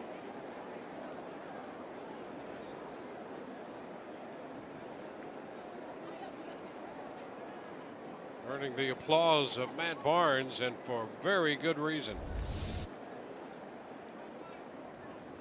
Here's Logan Forsythe.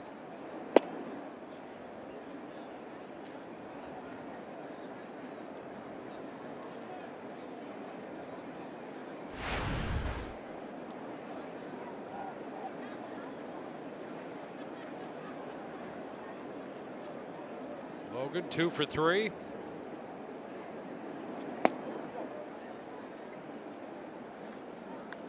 Balls, no strikes. Rays wrapping up this series. See Romero loosening in the bullpen now for the Rays. We'll be on to New York, where Matt Moore will oppose CC Sabathia tomorrow night in New York. Strike on the outside corner. 2-1. Rays will have a night game and then 2 day games in New York, Saturday and Sunday, before returning home to Tropicana Field. Rays playing inside the American League East, with Boston here, then New York, Baltimore, and Toronto will be coming in on that next homestand. A 3-1 count. The Orioles coming in Monday, Tuesday, and Wednesday nights. Toronto Friday night, Saturday night, and Sunday afternoon. And the Dodgers come in for a couple games on the end of that homestand. Forsythe is on base again, drawing a 2-out walk.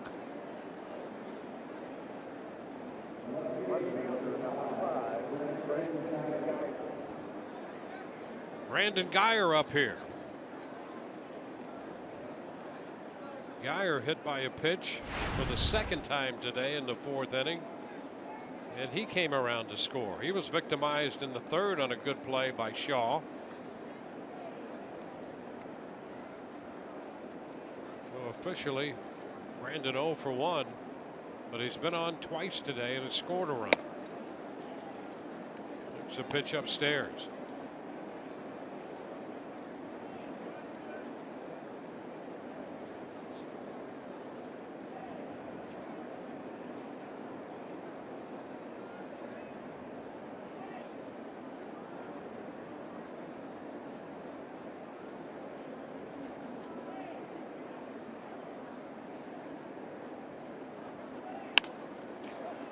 Popper short right.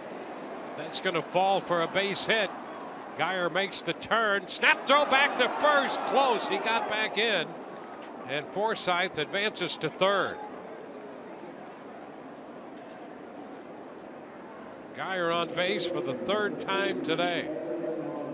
Yes, and by far the least painful way of getting on first base. He dropped that ball right in front of Betts. Betts tries to throw behind him right there. But Brandon Guyer's been hit in the quad. He's got hit in the back of the left elbow. And then able to drop one in right there to keep this inning going.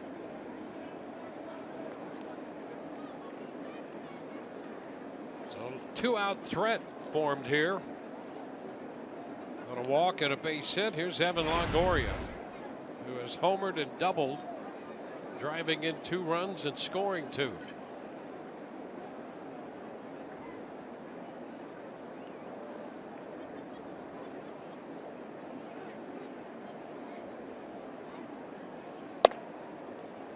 The fastball is too high.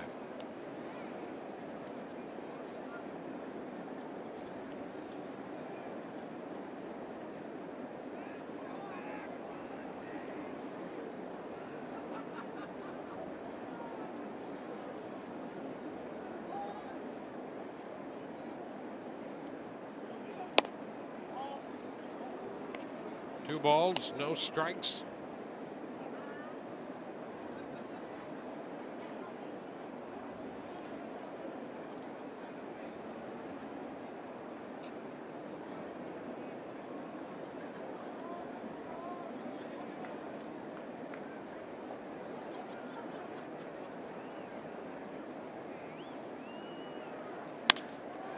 Fly ball.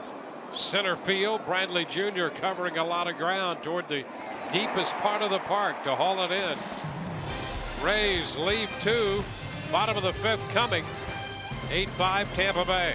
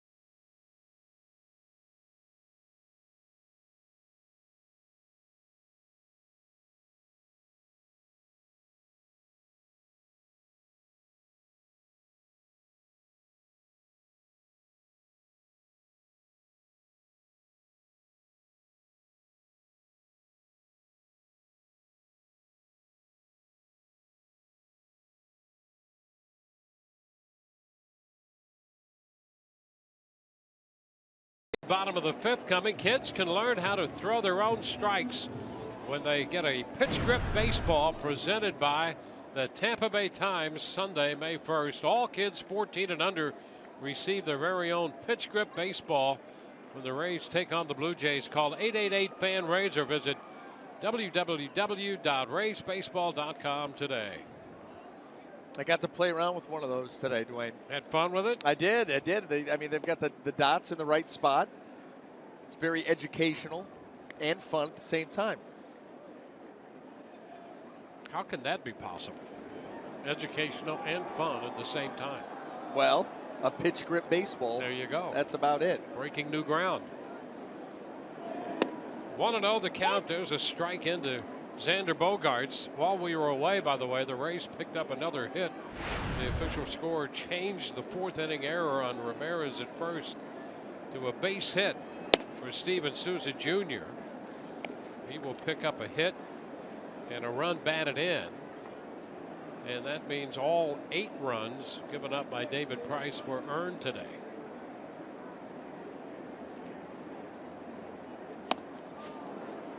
Quick cut. The miss. 2-2 the count.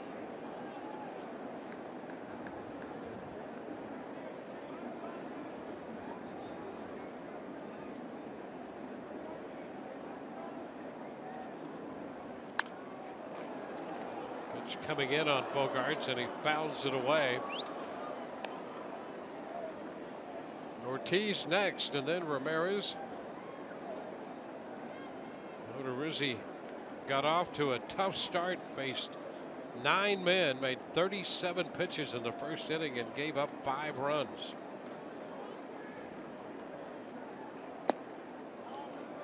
And a full count to Bogaerts.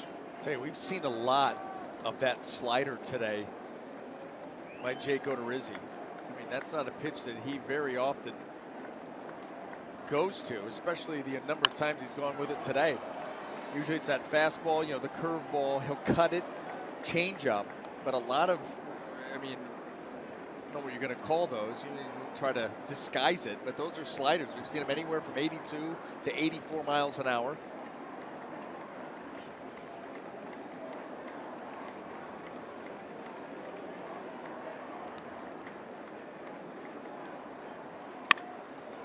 And it's skied into left. Geyer battling the sun, and he cannot find it. That's going to be off the wall, and into second base goes Bogaerts. You could see from the beginning Geyer trying to pick up that ball and stay with it. Got all turned around out there close to the monster. Kevin Cash coming to the mound now. That may end Jake's day. He's not real happy about that. See, spinning around and making that leap and coming up empty. An empty feeling. So Odorizzi will depart. Back in a moment.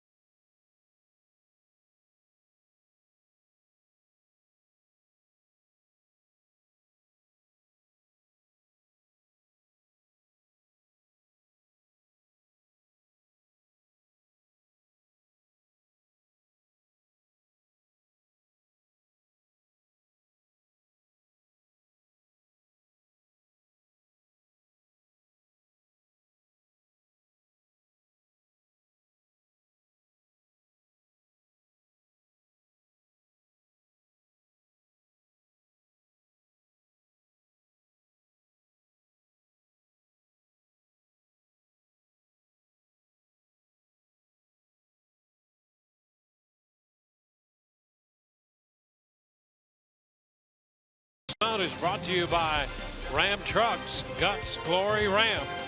By Geico, 15 minutes could save you 15% or more on car insurance. And by your Southern Chevy dealers. Kevin Cash has made the pitching change. Eddie Romero in the game.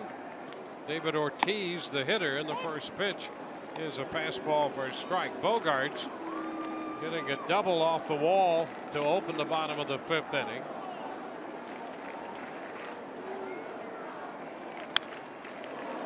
Ortiz fouls it back. Fastball, 99 on the gun on that fastball. Yeah, Romero's first two, 98, 99. How good has he been for the Rays coming out of that bullpen? 4 1/3 innings, he's faced 13 hitters. He has retired 13 hitters. Fly ball into right. That's Souza Jr. on to make the catch. And he retires David Ortiz right there. Just nothing but heat. 98, 99, and 99 again. Boy, it's easy gas. Better at throwing strikes. They've made some refinements to his delivery. Took the windup away, working exclusively out of the stretch with that kind of fastball. Then the ability to throw a slider off of that. He's got a couple of different ways to get you out.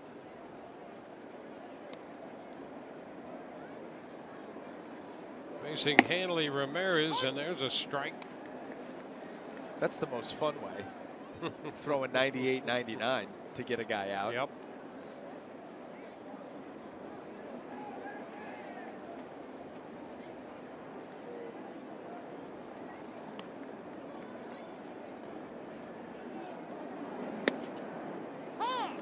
Hey, there's a strike now. Drop one of those in there.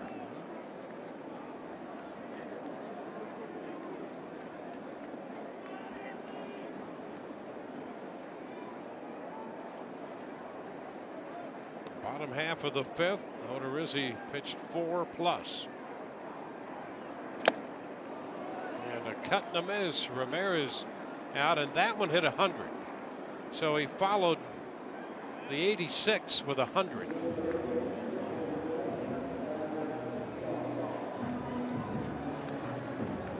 Talking about a pitch that's not fair.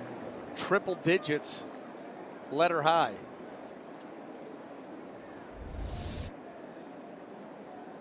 Two gone, and now it's Travis Shaw. Strike one. He's throwing sliders that a lot of guys throw the fastball. 92.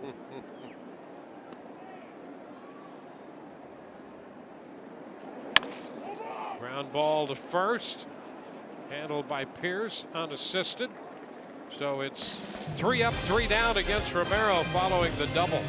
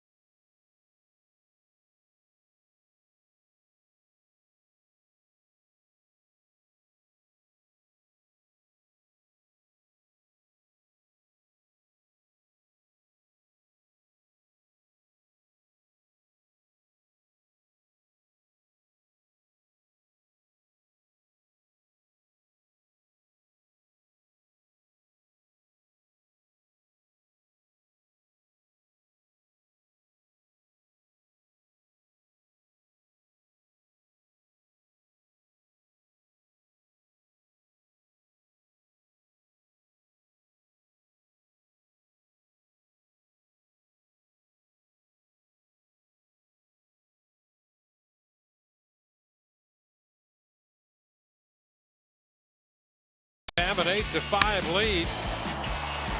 Despite a 5-run first for Boston, Dustin Pedroia's home run, a big blast that started the scoring. Before it was over, Brock Holt had driven in a run. They got 5 runs, 6 hits in the first, and the Rays started their way back. Longoria homered in the 3rd. Casale homered in the 4th inning. 6 runs scored as the Rays chased David Price after 3 2/3, scoring 8 runs off him today. And Matt Barnes is on in relief of him. Steve Pearce will open the 6th against Barnes.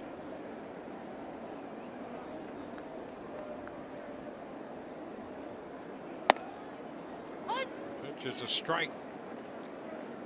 So at the end of an inning, the Rays were down 5-1 facing David Price, and come back to score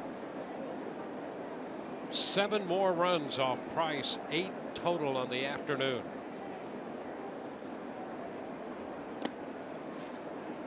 One and one. Pierce, Jennings, and Souza Jr. due up.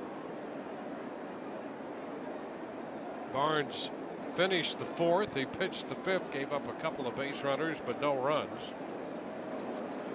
Now he's 1 and 1 with Pierce.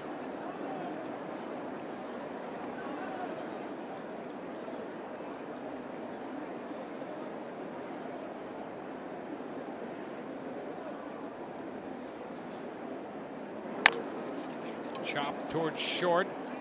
Bogart's gloves and throws. Pierce is the first out in the 6th inning.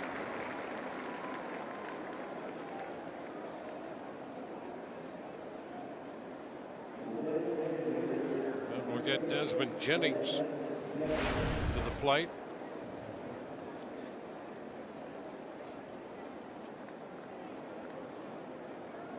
Well, Desmond part of the 6-run 4th with a double, a run batted in, and a run scored. His 2nd double of the year.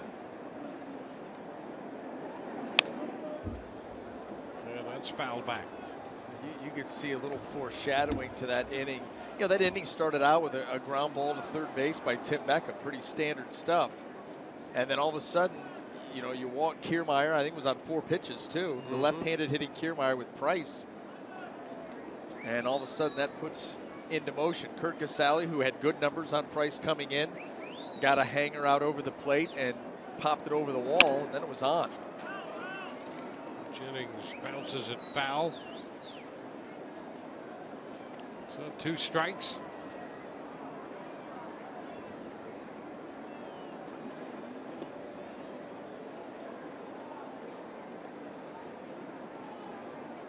Kurt Casale came into the game 3 of 6 with 2 home runs off David Price, and hit the big home run. He singled off the wall, a line drive off the wall and left in the 2nd. So he had 2 hits today off Price. Jennings out on strikes. First strikeout for Barnes.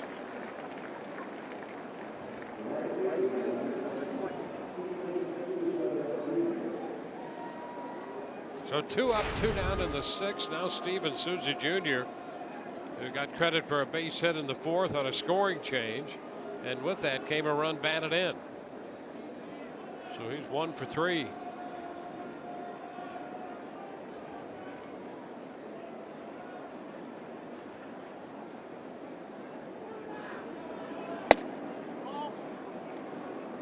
One and 0.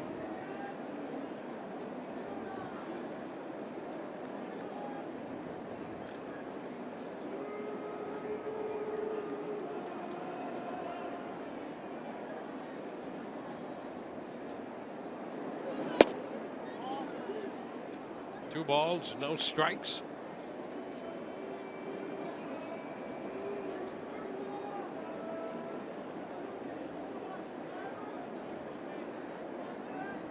Eight runs, 10 hits for the Rays.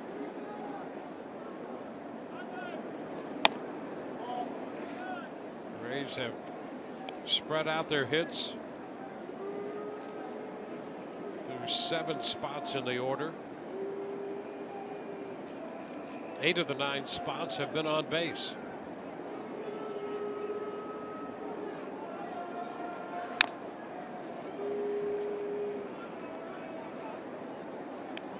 Souza going after the fastball, 3-0. It's 3-1.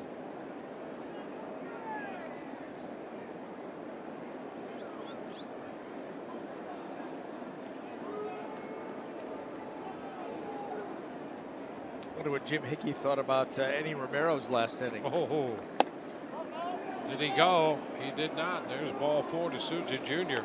I'll tell you, Romero was extremely impressive. I mean, did he throw a ball? He may have, but it certainly didn't seem like it. He just filled up that strike zone. The answer is no. He didn't? No. Okay, that's what it felt like. I figured there was one mixed in there. Made 8 pitches, all strikes. You went through Ortiz, Ramirez, and Shaw.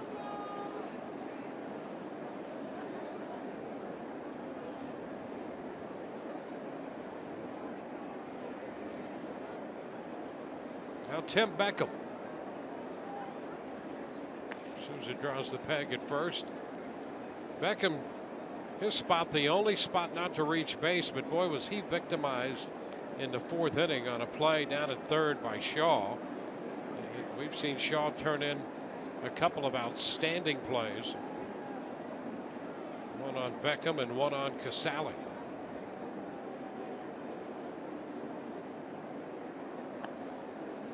Souza back in there.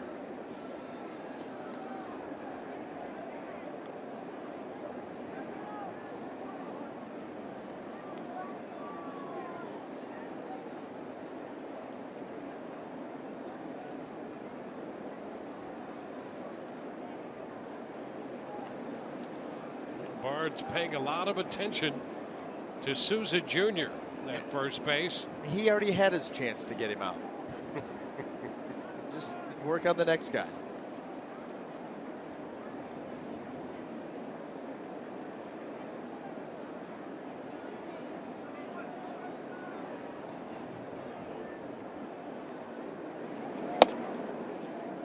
This is with a fastball up. We're in the 6th. Rays have put men on base in every inning. They fell behind 5-1 and now lead 8-5.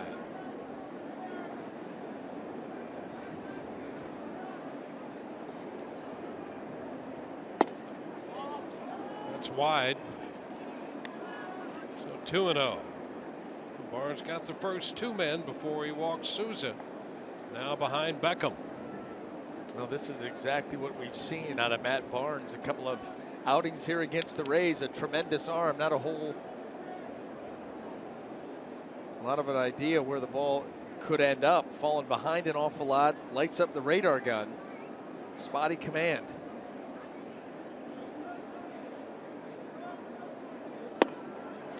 Now it's 2-1. Well, that fastball in the upper 90s, 98, 99. Going between Barnes and Romero, a couple of hard throwers in the game right now.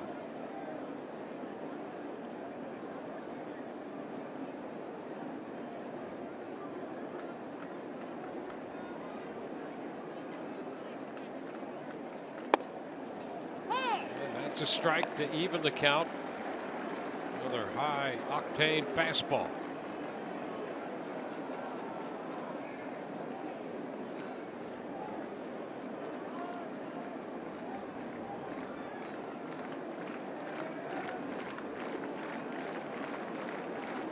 A 2-2 count.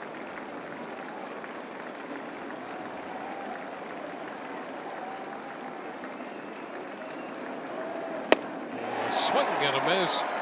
Beckham missed the fastball. Rays leave a man and lead 8-5.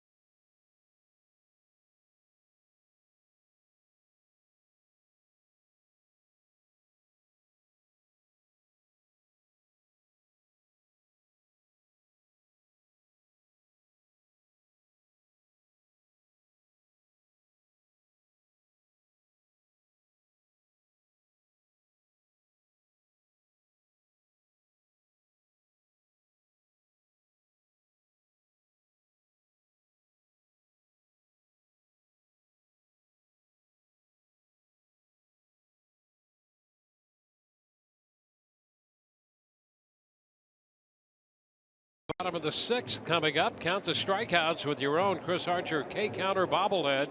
Presented by Bright House Network. Saturday, April 30th. Fans receive the K-Counter bobble when the Rays face the division rival Blue Jays. Call 888-FAN-RAYS or visit RaysBaseball.com for more info. Rays up.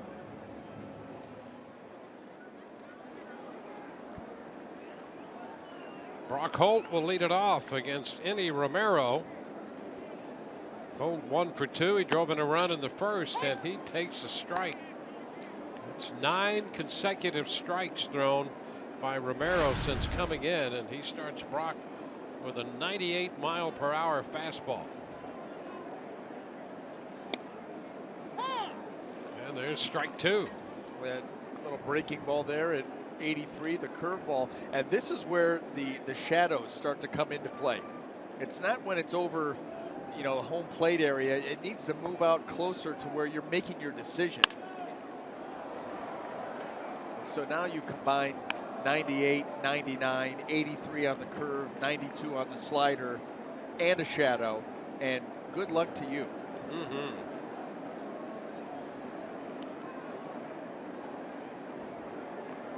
Romero has been a great story for the Rays. 25-year-old left-hander. And there is strike 3 called. Nothing but strikes from the Rays lefty.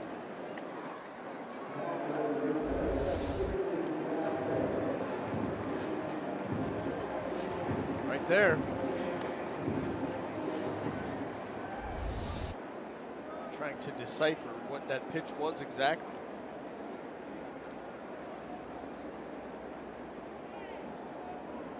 Christian Vasquez. And there is the first pitch he's thrown out of the strike zone.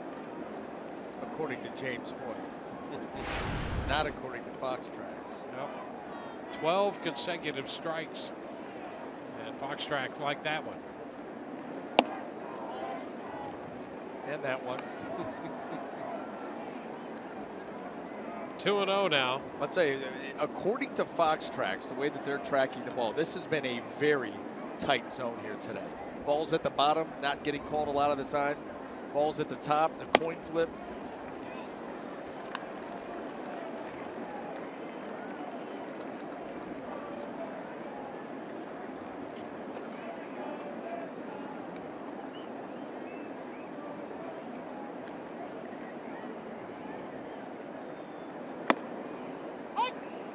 Three and one.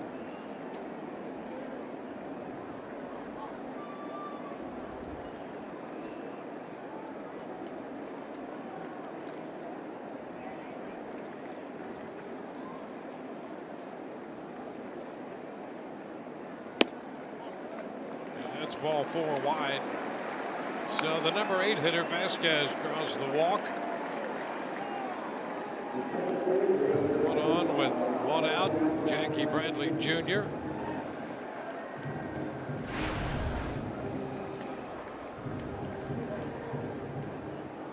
You know, last year when we saw Enny Romero, he had more difficulty with left-handed hitters than right-handed hitters.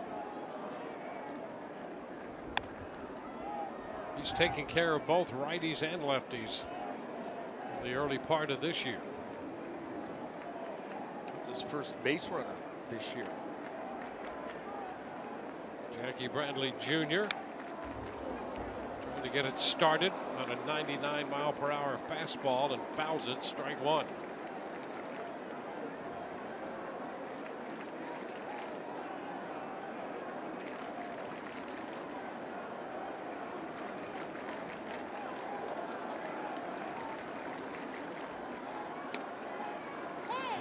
That's tough right there. 0-2.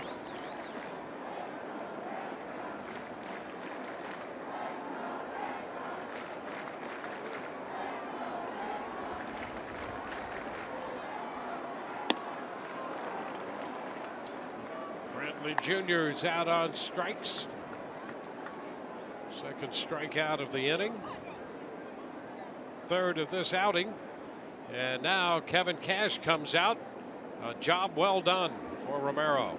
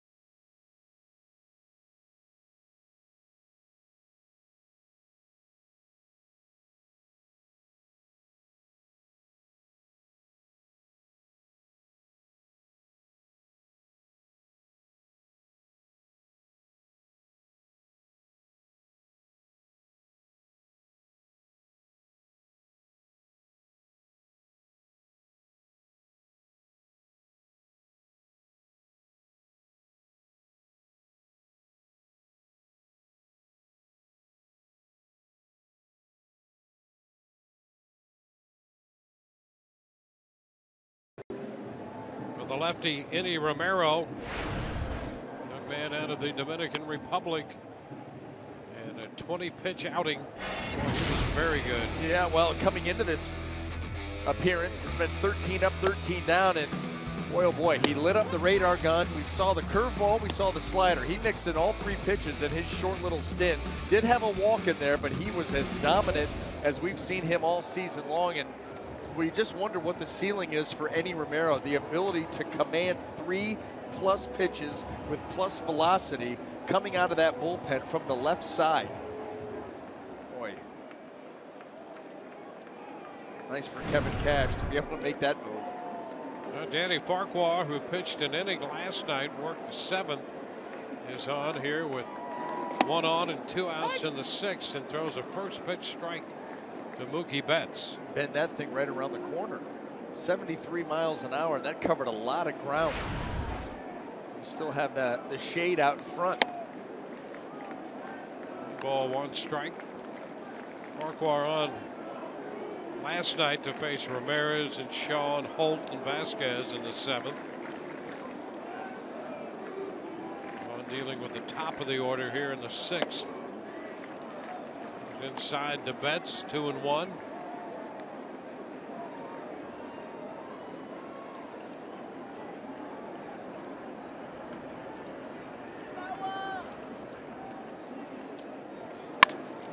High shot deep to left. Betts is connected on that one and hits it out of here. Betts turns the fastball around.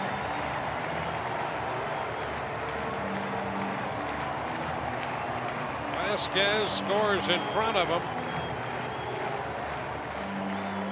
And just like that, it's a 1-run ball game. Well, in this instance, you play the matchup, pulling Romero out and bringing in Farquhar right on right, and this one falls flat. Pedroia takes the breaking ball up and in for a ball. Boy, middle in, we talked about Mookie Betts and how quick his hands are during the course of this series. He shows it once again. The 2-run blast.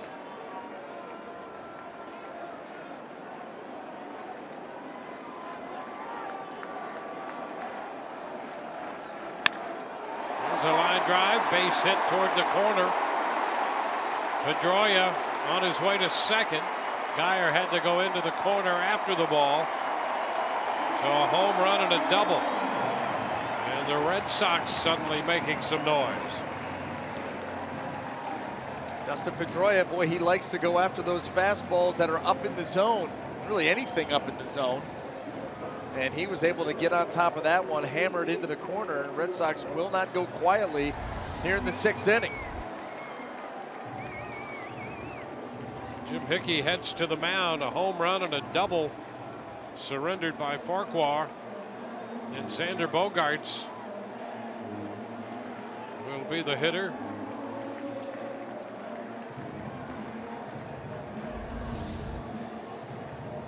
Here it is, up around the letters. Boy, how do you get up there? I'll tell you, if there's one guy who you consistently see get up there, it's Pedroia. It is. I mean, he's made his living hitting pitches there and up, it seems. You keep waiting for that bat to slow down enough to where you just cannot get there anymore, and, well, still gets it done. Dangerous bat in Bogaerts. Couple of doubles and a walk today, and the pitch is a strike.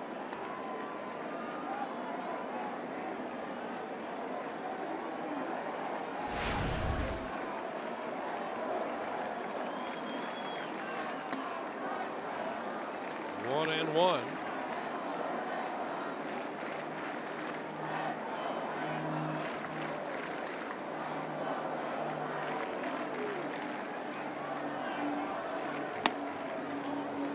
Two balls and a strike.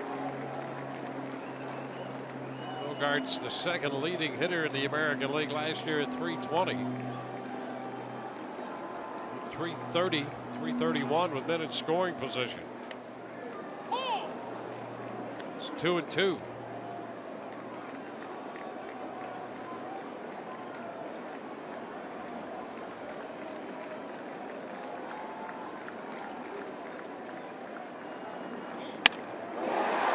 line drive center field, and that ball's caught by Kiermaier.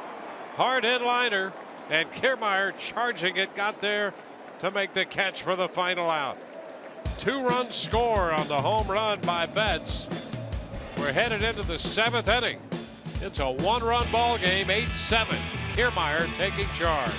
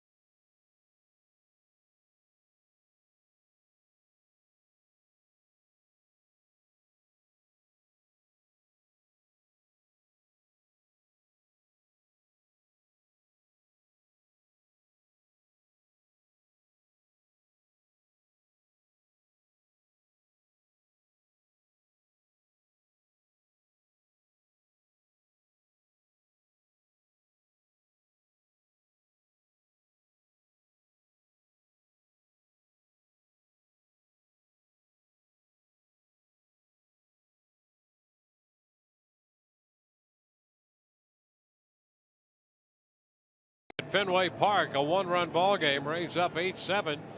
Here's what's coming up tomorrow on Rays Live, the pregame show presented by your Gulf Coast Honda dealers. A special preview of Cuba, baseball's final frontier, on tomorrow's pregame show. And we'll hear from Matt Moore, who will be opening that series on the hill for the Rays, facing CC Sabathia. We'll get a perspective tomorrow from Orestes Destrada on baseball, what the future may hold there in Cuba.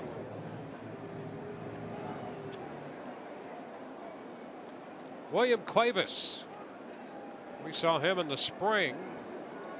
He is pitcher number 3 for Boston.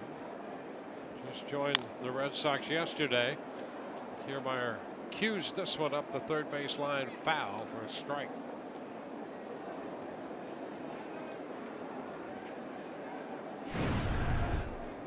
Kiermaier, then Casale and Forsythe.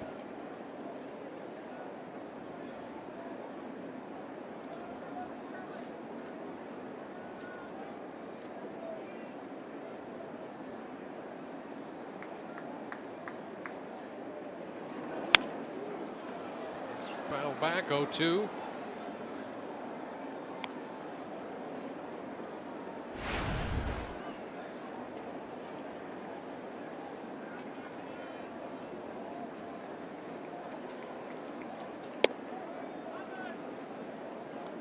Upstairs. Well, there's just no rest in a game like this. Both sides have to continue to bring it. Just the top of the 7th inning, a couple of lead changes, a big score already. And the off-speed pitch fouled.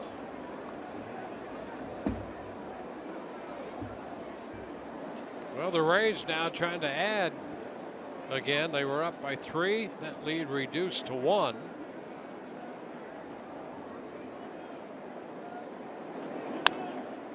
It's fouled straight back. Out of play.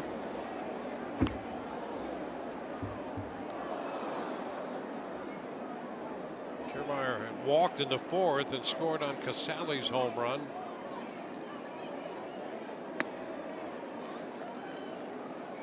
Count goes to 2-2.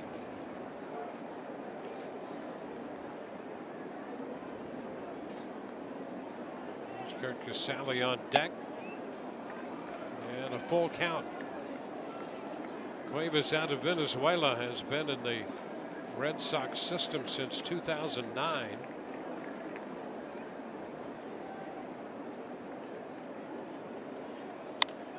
Pitch popped up, foul. Vasquez gives it a chase, and that ball comes back enough for him to make the catch right in front of the screen. Kiermaier has fouled out to open the 7th inning. And that was so close when it was caught. Kevin Kiermaier, in disgust, slammed his bat down. He had put up a pretty good fight against Cuevas, fouling off some pitches, trying to get another one. And this one, oh, so close.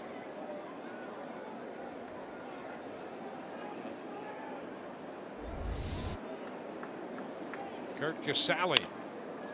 Looper right side. Ramirez backpedaling out there from first base. And then Casale is the second out.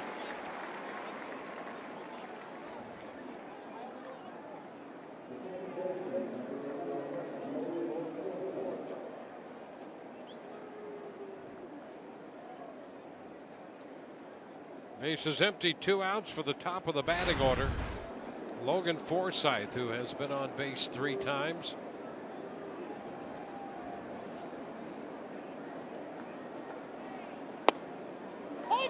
It's a strike on the outside corner.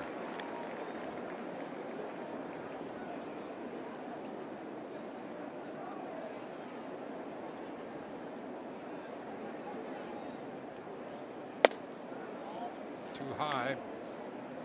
1-1.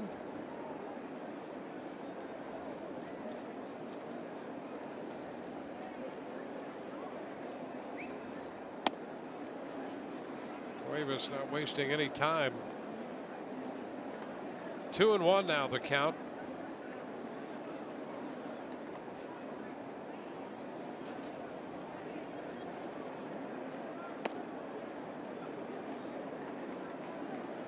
Three balls and a strike. Cuevas had been at Pawtucket. He spent part of the year there last year.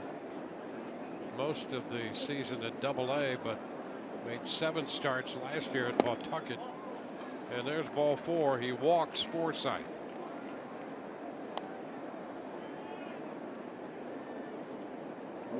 Second time Forsythe has walked.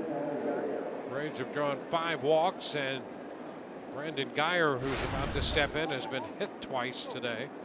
And then he singled up the right field line in the 5th inning. That's an awful lot of extra base runners to gift a team. That's 1 an inning, where they didn't have to, well, outside of Brandon Geyer getting hit, which is not fun, didn't have to do anything but show a good eye at the plate. Cues this one foul.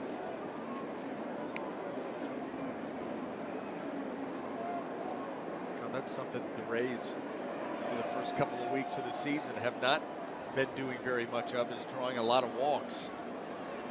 Been very aggressive at the plate.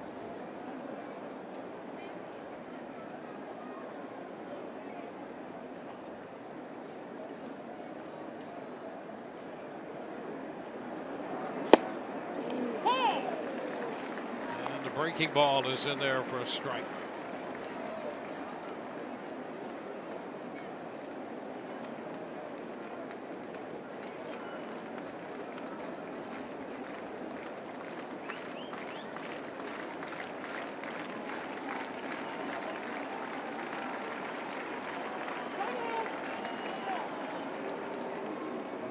Down in the count.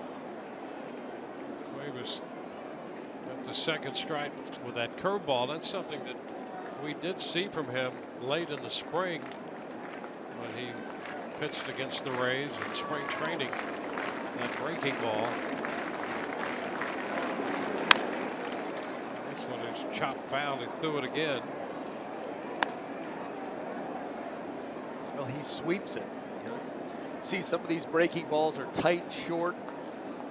Cuevas, when he comes with that, that lower 3/4 arm action, that curve ball, and it just sweeps across the plate, upper 70s in the velocity. You got to stay with it as a hitter.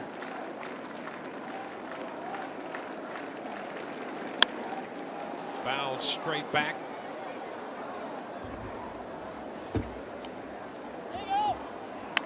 Two outs, the walk to Forsythe. Geyer battling an 0-2 count.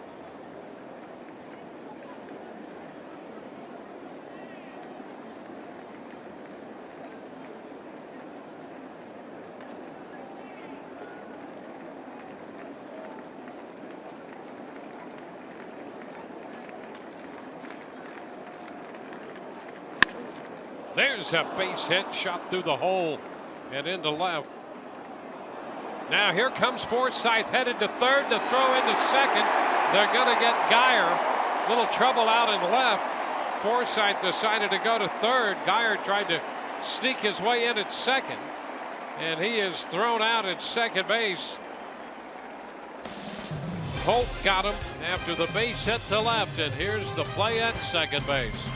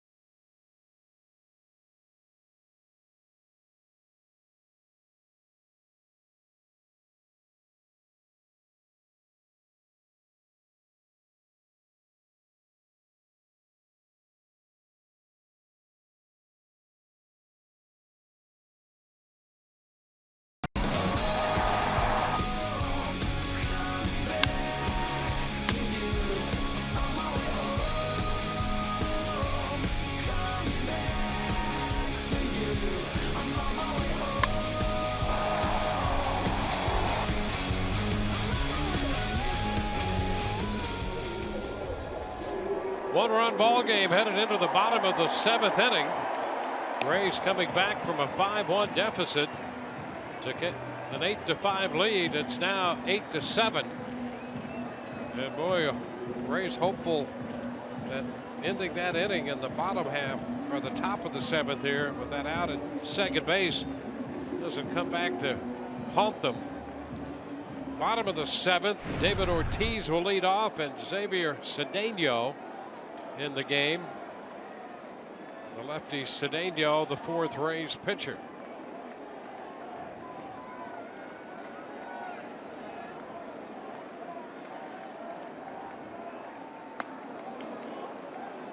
You can see Ortiz shortened there with that shift on, taking ball 1.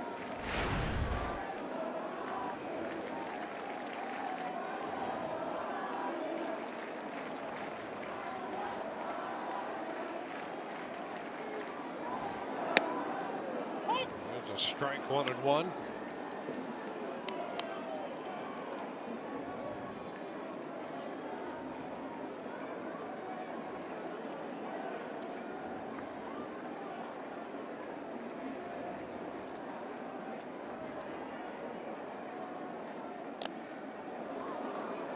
Two balls and a strike. Well, with a completely different style, Xavier Cedeno here in the early going has been just as effective as Eddie Romero. Both lefties coming out of that Rays pen. Cedeno, nothing straight. A lot of cutters and curveballs. Nothing overpowering, but nothing easily hittable. And he's 2-2 with Ortiz. Cedeno last worked Saturday against the White Sox. An inning and a third. No runs and a hit, and picked up a strikeout. Hanley Ramirez on deck, and then Travis Shaw.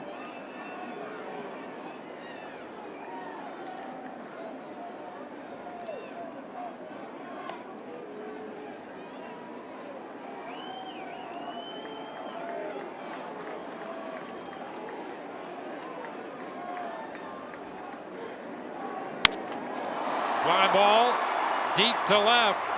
That ball is going to be off the wall. Geyer plays the throw back to second, and Ortiz is in with the double to the opposite field.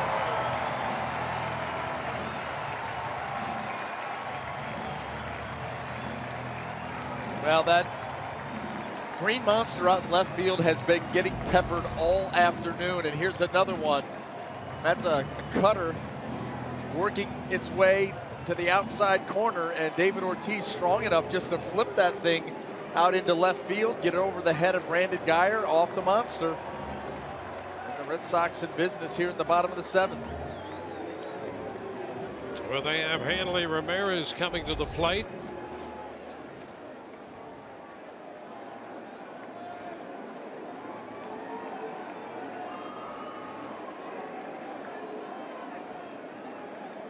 Ramirez singled in a run and scored one in the first inning.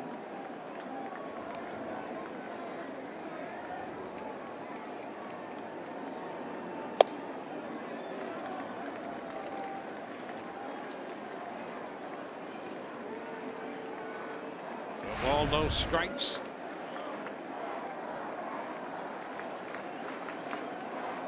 Ramirez getting his first look at Xavier Cedeno.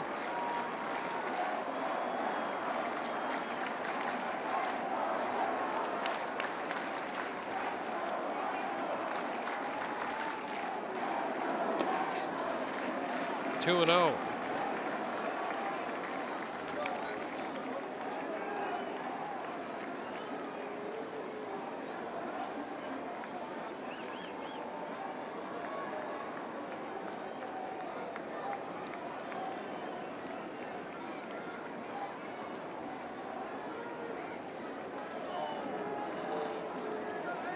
Nobody out. Ortiz at second.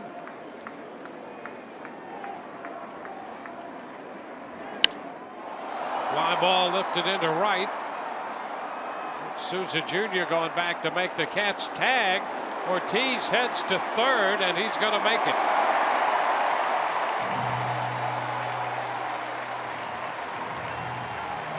It's a deep right field, and Souza Jr. was going back to make the catch.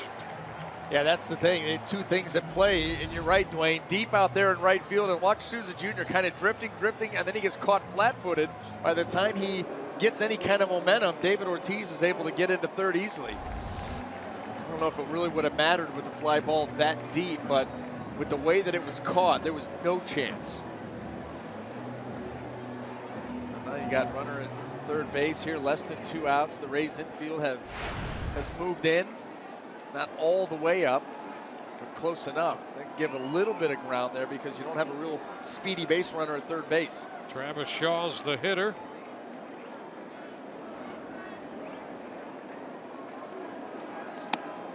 First pitch is a strike, breaking ball.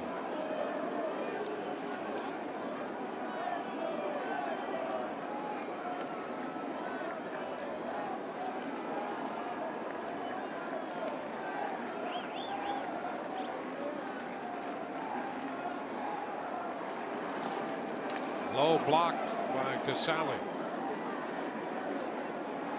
Going to be important here too because of that combination of cutter curveball. The vast majority of pitches that we see from Cedeno. You know, that was one of the tweaks that the Rays made with Cedeno. You know, he used to throw a true fastball, more of the four-seam variety, and not that it's been taken away, but I haven't seen that pitch in a long, long time.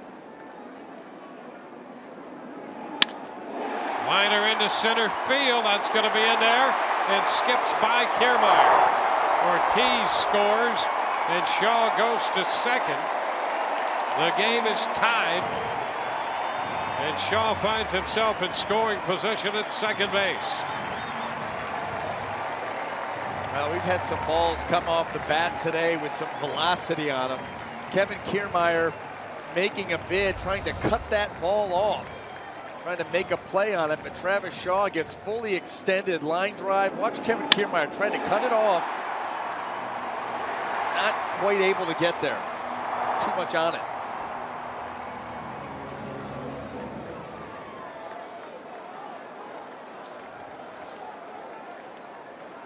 That's Brock Holt.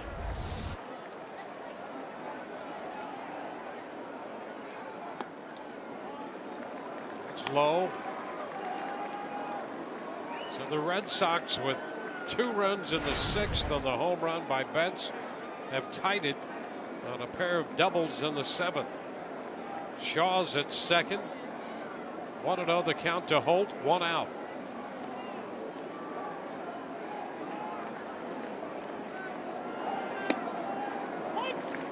Strike call.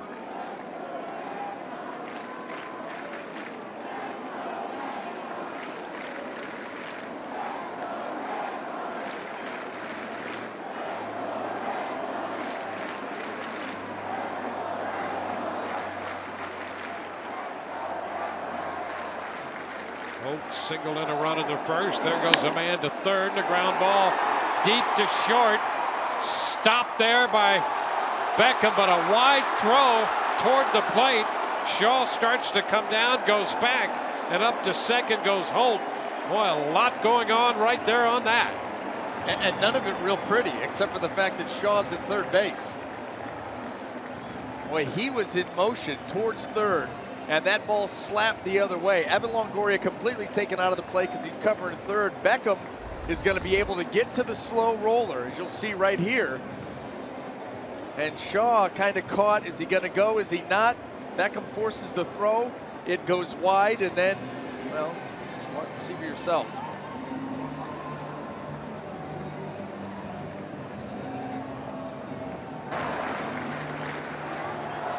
Shaw never stopped. He was never looked at. Tim Beckham, nicely done just to get to that, but then there goes the throw, and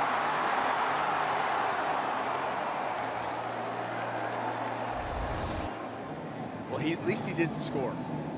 You hang your hat on in that situation. So Shaw is at 3rd. Holt winds up at 2nd.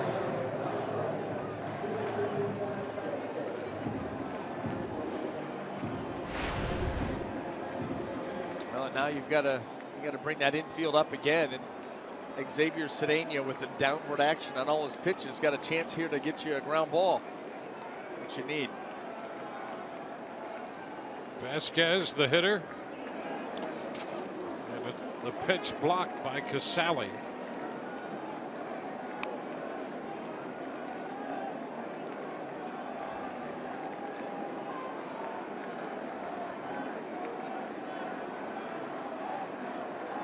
Vasquez walked and scored. He scored on the home run by Betts in the 6th.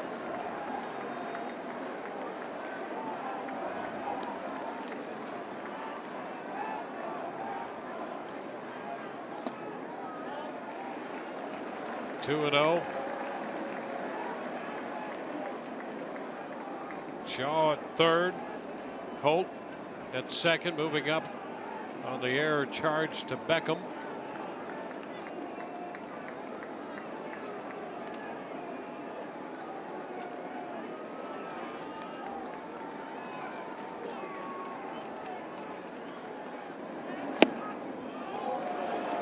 Ball 3.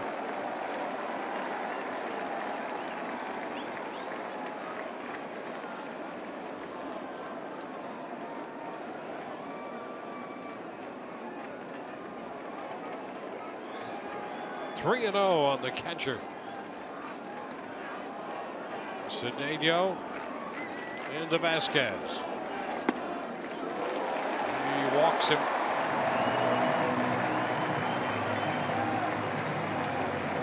Bases are loaded with 1 out.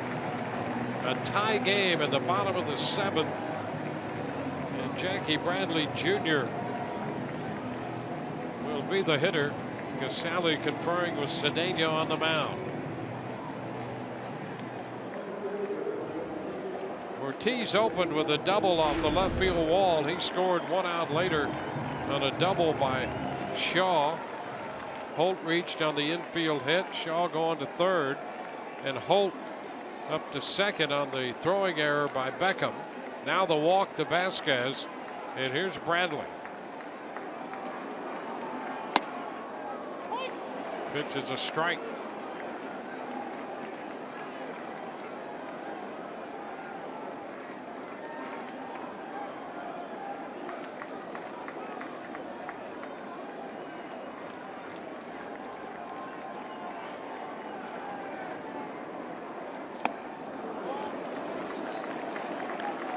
1-1.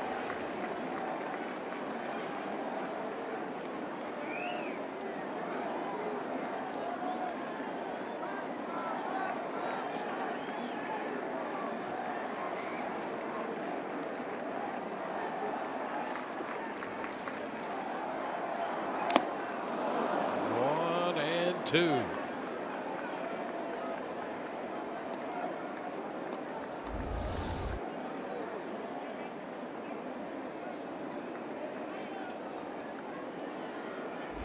One more. Need one more.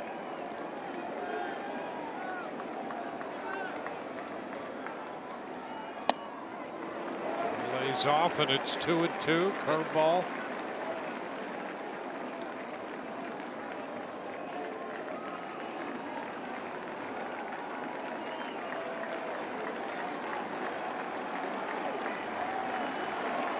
David Price looking on from the Boston dugout. Swing and a miss. He strikes out Bradley. Big strikeout for Cedeno. 2 outs. Here's the strikeout pitch. And a pitching change coming for the Rays.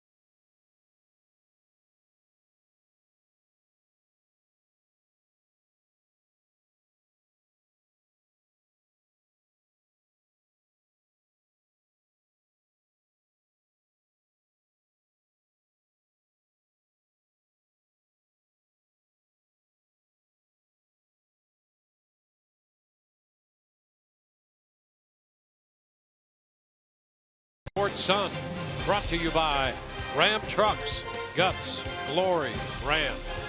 By Checkers, Fast Foodies, Know the Deal. And by your Gulf Coast Honda dealers.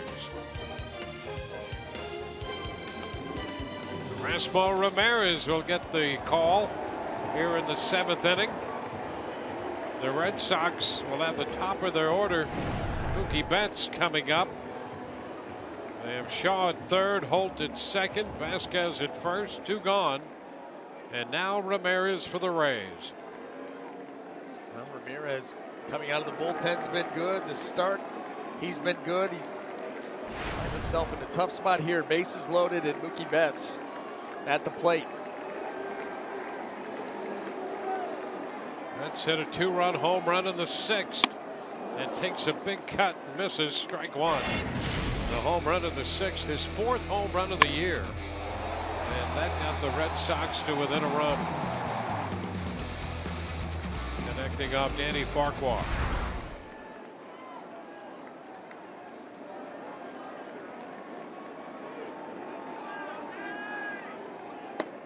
That's strike 2. Well, the first swing by Mookie Betts, it was kind of a half-hearted swing, like he didn't recognize the pitch right away. And then he took that fastball right down the middle.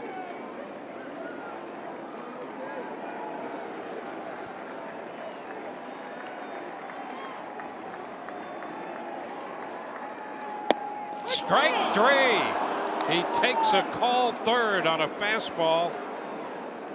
And the Red Sox leave the bases loaded Erasmo Ramirez comes in and retires Betts on 3 pitches. Travis Shaw tied it up, getting David Ortiz home.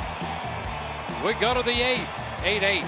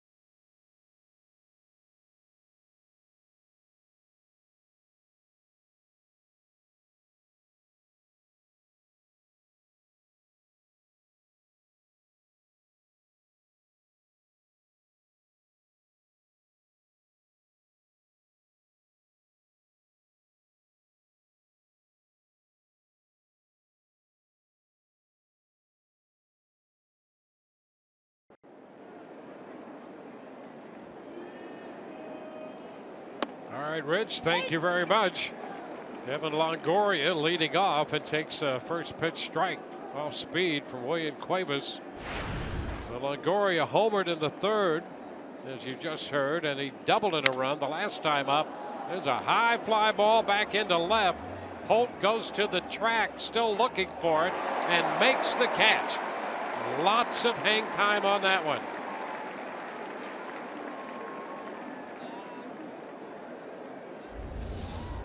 How about Erasmo Ramirez coming in, got an awkward swing from Betts to start the at-bat, and then 2 fastballs, 94, 95, right there. That one painted right on the outside corner. Doesn't even elicit a swing from Mookie Betts. That was a big one there for the Rays righty.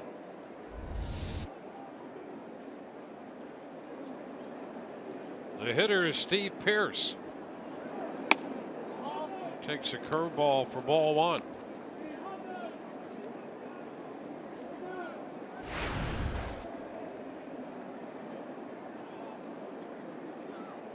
Well, the long fly ball by Longoria to open this one. Caught out there by Holt. 2-0 to Pearce.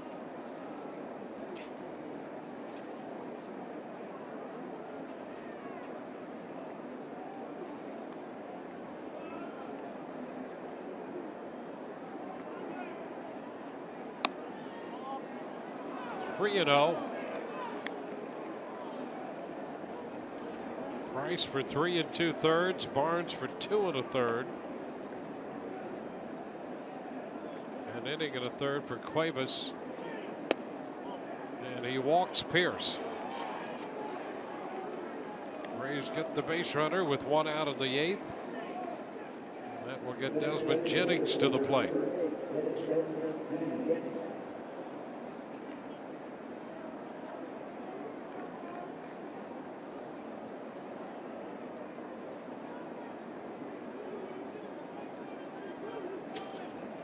An 8-8 tie. Boston with 8 runs, 13 hits. The Rays have 8 runs, 11 hits. A couple of errors committed by the Rays and 1 error committed by Boston. Here's Desmond Jennings. 0-1, popping away from the catcher Vasquez.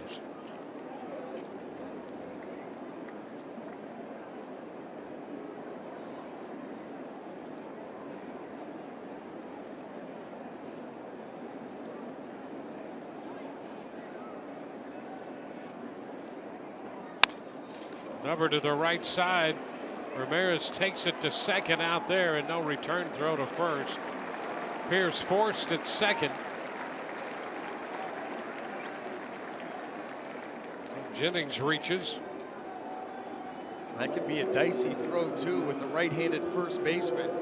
That arm back towards the. What was that?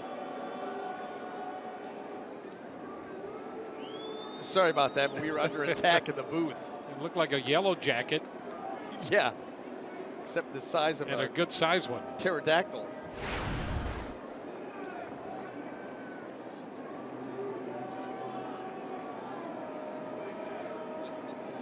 Steven Souza Jr. Souza single homer run in the fourth.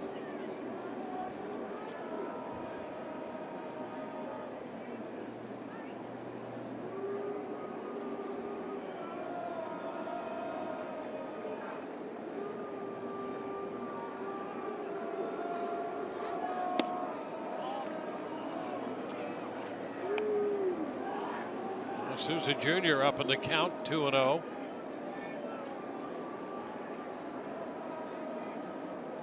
Second inning of work for Cuevas.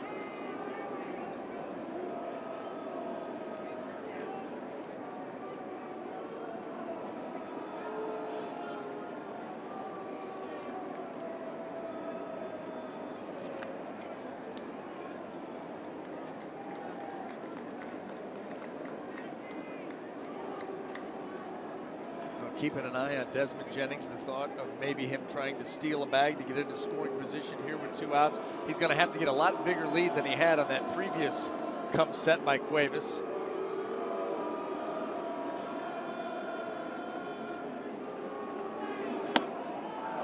And that's ball 3. 3-0 to Souza Jr.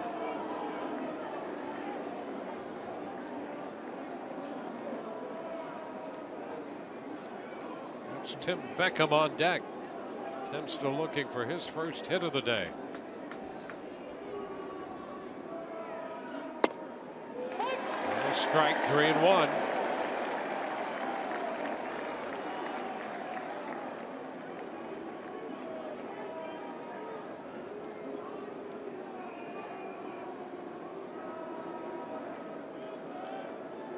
Souza with a single and a walk. Ahead in the count, 3-1. There goes the runner, and the pitch skied into left center field. Got some carry. That ball is going to be high off the wall, out of the reach of Bradley Jr. Jennings has scored into second, Souza Jr., and the Rays grab the lead again.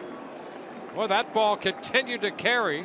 A leaping attempt by Bradley Jr., but it was out of his reach, and the Rays now lead 9-8.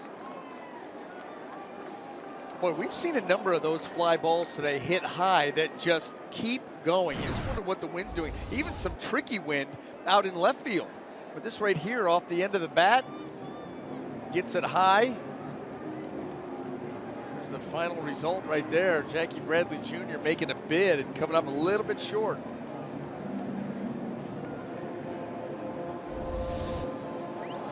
It's now 9-8. Rays picking up the go-ahead run. The second run batted into the game for Steven Souza Jr.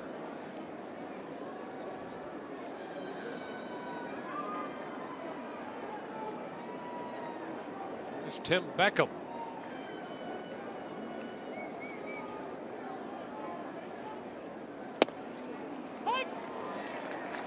Curveball is in for a strike.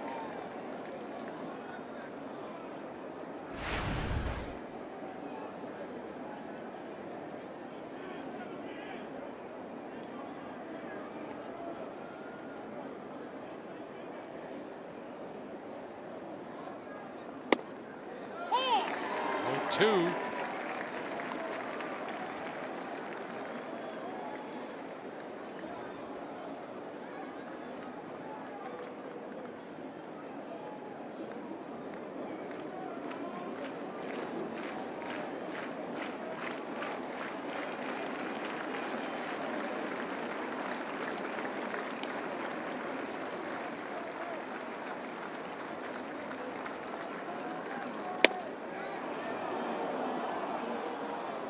Fastball a little bit more off the plate. He got the call on the second pitch just to see how far he could go with that third one. That one is a ball.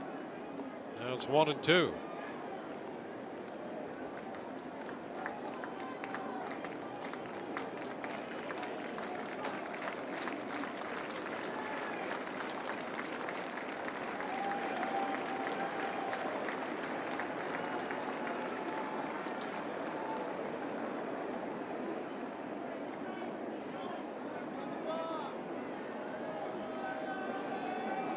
Runs off Price, nothing off Barnes, and 1 off Cuevas.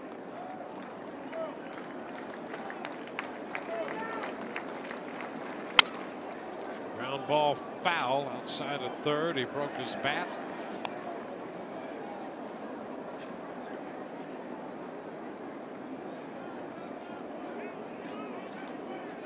Boston at the end of an inning held a 5-1 lead. Rays had a 6-run fourth as they built an 8-5 lead. Boston tied it with 2 in the 6th and a run in the 7th. The Rays have re-grabbed the lead with a run in the 8th. A ball, 2 strikes, the count on Beckham with a brand new bat up there now.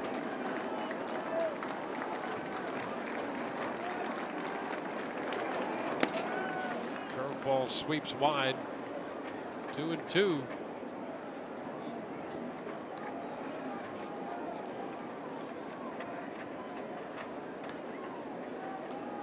Well, Rays 9 runs.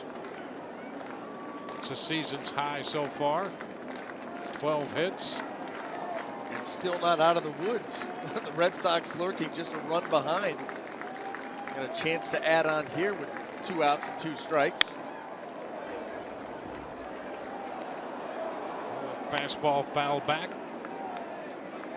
Another one coming on a 2-2 count. Kevin Kiermaier would be next.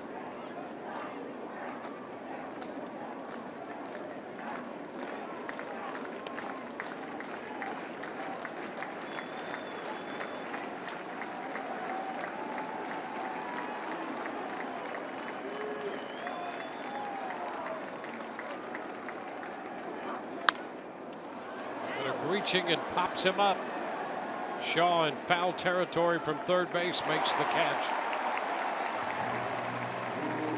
Steven Souza Jr. with a double to center gives the Rays the lead. Chasing home Desmond Jennings. We'll go to the bottom of the 8th. 9-8 Tampa Bay.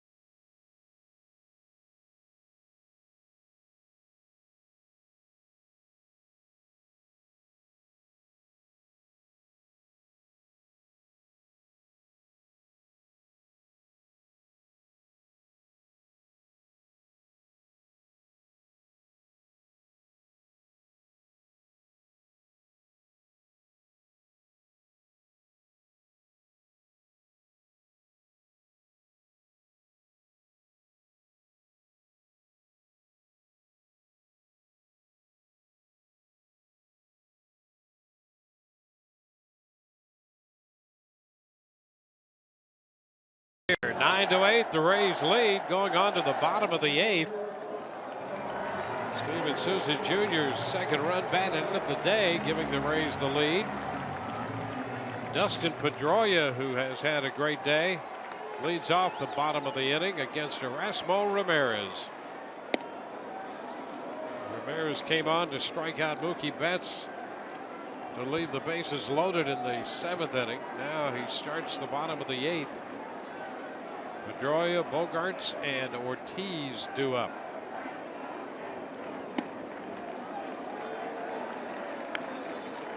Two and 0 the count.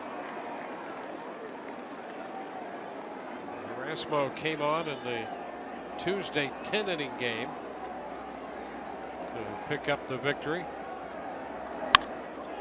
High fly ball into left. Geyer's going to have to go back to the track and find it he does. One away. One out. Bogarts is headed to the plate. We're going to check in with Todd Callis.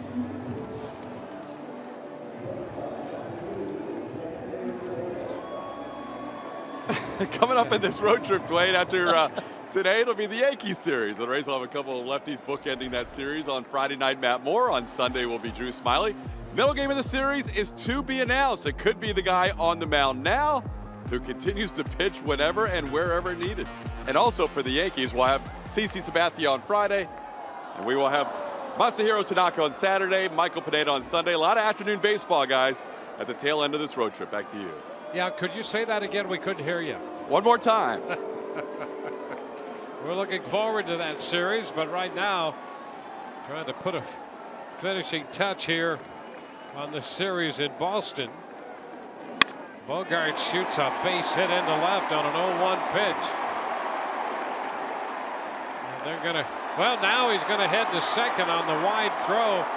He hesitated, and Geyer's throw was wide. You know, Dwayne, you wonder about the footing, what happened there, because Brandon Geyer set up well to keep Bogarts at first base, and Bogarts was going to stay there. But then all of a sudden he read the throw. Look at him position himself. See if he slipped. Now the footwork was not good. Yeah, he definitely caught up somewhere. Maybe that front foot hit the lip of the grass, but you could see the awkward footwork led to the wide throw. Unfortunate break there for the Rays. Did everything right. Bogarts at second base in scoring position. David Ortiz is the hitter.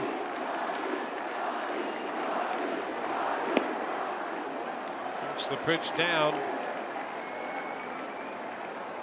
Ortiz doubled off the wall and left in the 7th inning. And that led to the Red Sox tying the game.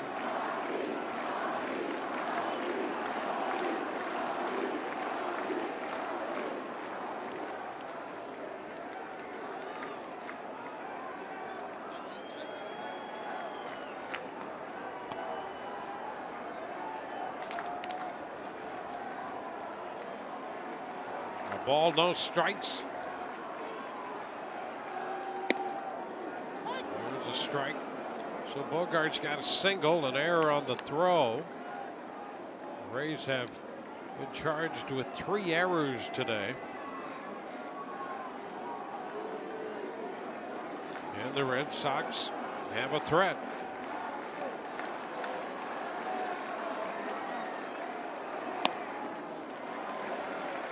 Two and 1 to Ortiz.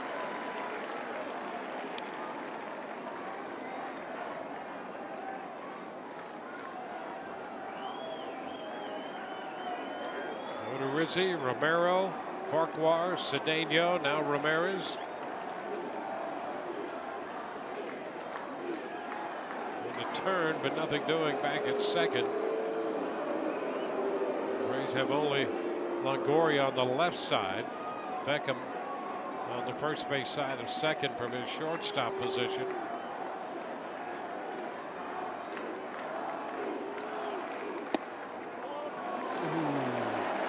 Three and 1 now. Trying to be careful down in the zone and not getting the close calls.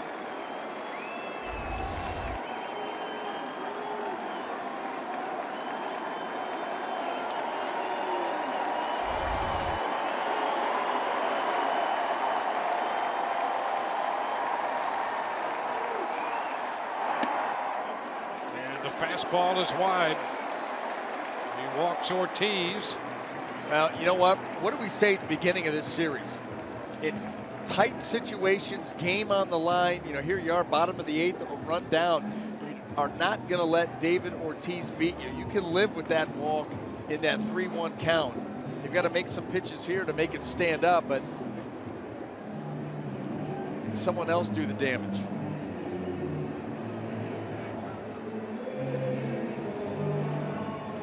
Evelyn, the lefty, in the bullpen for the Rays. Hanley Ramirez will be the hitter.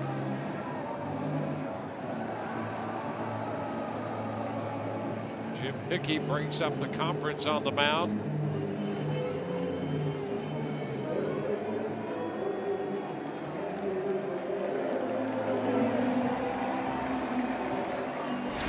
Ramirez 1 for 4, an RBI single and a run scored in the first inning.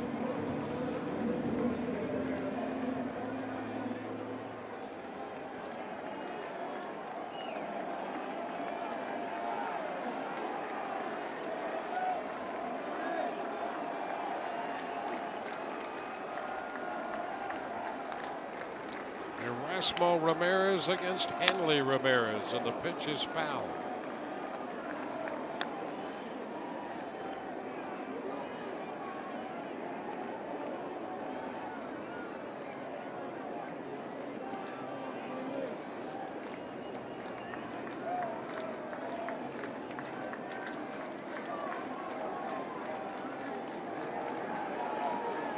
Runners all over the bases today for both these teams. An 8th inning threat by Boston. Up the right side, foul. 2 strikes. Rays have had base runners in every inning. The Red Sox have had base runners in every inning except the 3rd and the 4th.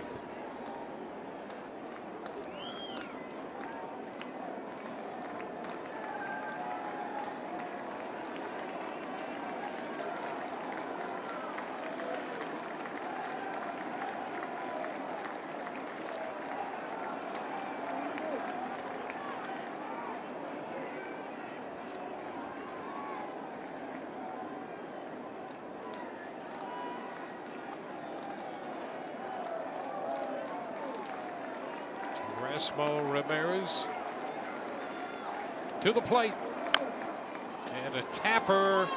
That's a foul ball. He made contact with it in the batter's box,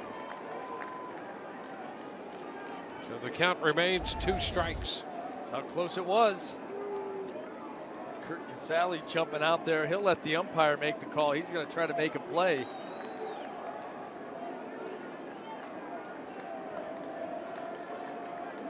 How do you do that? Take a swing at a pitch in, hit it, and it stays in the batter's box.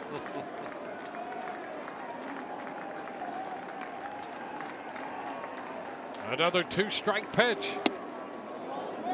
Down.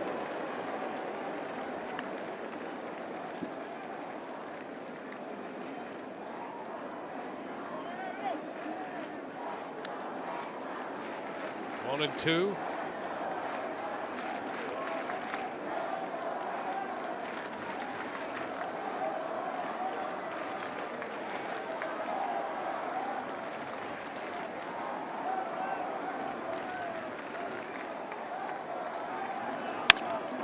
Line drive to second, and a look toward the bag, but back in is Bogarts. Forsythe made the catch. Hard line drive off the bat of Hanley Ramirez, right at Logan Forsythe for the out. If it wasn't right at him, it was into right center field, because Logan, I mean, there was no, that ball was hit so hard, you did not have a chance to move very far for that. That becomes a race to the bag. Bogarts happy for the out. Not a big fan of the contact. So Ramirez and Casale talking it over. Travis Shaw will be the hitter for Boston.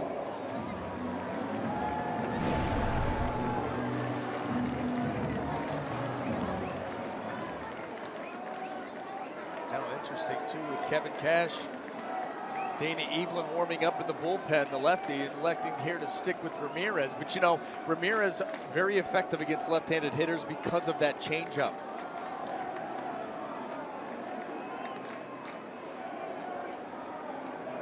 Shaw 2 for 4 today. And he takes a fastball for a strike. He scored a run, has driven in a run, Shaw. It's Evelyn down in the bullpen, staying busy.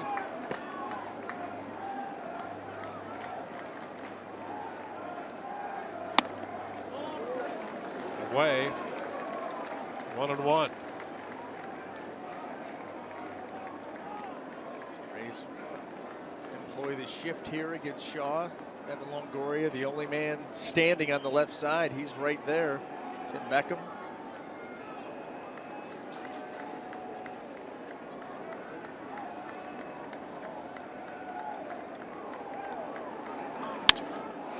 Fly ball to left. Geyer going back in front of the wall, and he makes the catch to retire the side. Red Sox leave 2. Do not score. Erasmo Ramirez gets through the 8th. And we'll take a look at that reaction. Rays hang on to a 9-8 lead.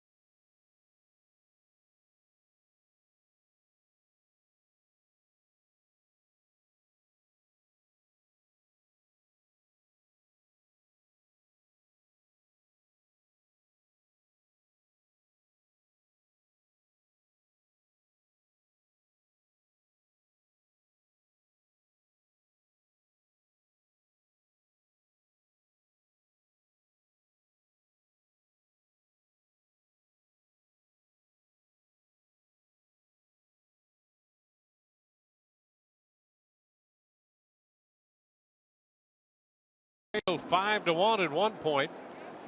Now a 9-8 ball game. Longoria and Casale have homered. David Price gave up 8 of the 9 runs in 3 2/3, and we go to the 9th with Kevin Kiermaier leading off. Rays trying to add to this lead, and Kiermaier shortens on the bat, takes a strike. William Cuevas, the 3rd Boston pitcher. Price, Barnes, and Cuevas. He has 2 innings under his belt. He's got a run off him in the 8th. Now he's ahead of Kiermaier, 2 strikes. Colomé up in the bullpen.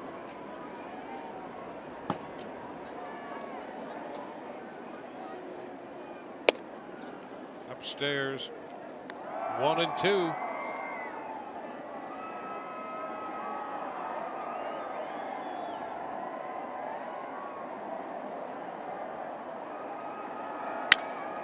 That's a soft liner, base hit into short right. Kiermaier turns first, heads to second, and has himself a stand-up double. Well, there's a leadoff 2-base hit and an instant scoring opportunity for the Rays. Yeah, and you got to get this one home. Kevin Kiermaier, a tremendous job with 2 strikes. Watch him just lengthen out that swing and just soft serve it over the head of Hanley Ramirez, and there was not a play to be made. Coming out of the box hot like he always does. He actually had a running start, too. Forget it.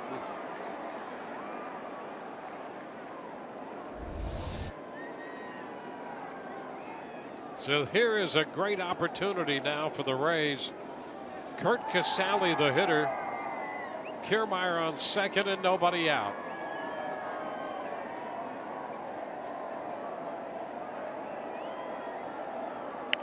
And a bunt. Cuevas will field it, and a throw to first in time. Over to third goes Kiermaier as Casale puts down the bunt to advance the runner. Pedroia took the throw from the pitcher on the sacrifice. Now that was a nice job by Kurt Casale, really deadening that ball out in front of the plate, up the third base side. You force Cuevas to come in, have to make that play. No chance to get Kiermaier. Small ball, done well by the Rays catcher. And here comes Farrell out to make a pitching change. Back in a moment.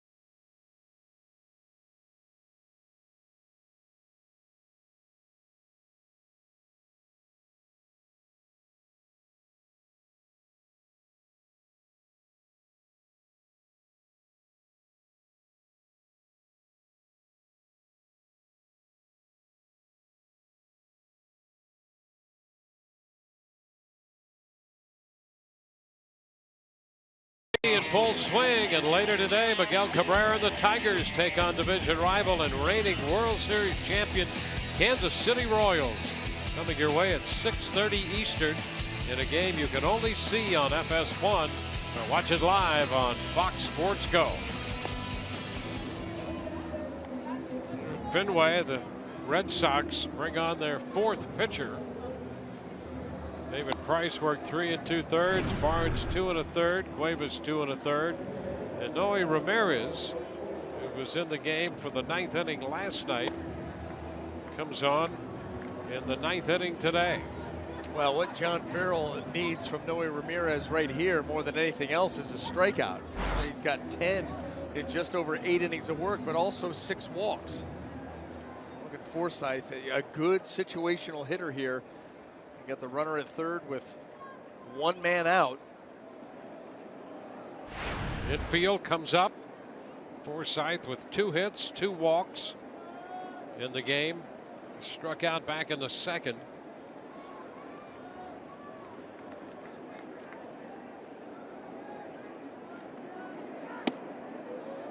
First pitch, a strike called by James Hoy.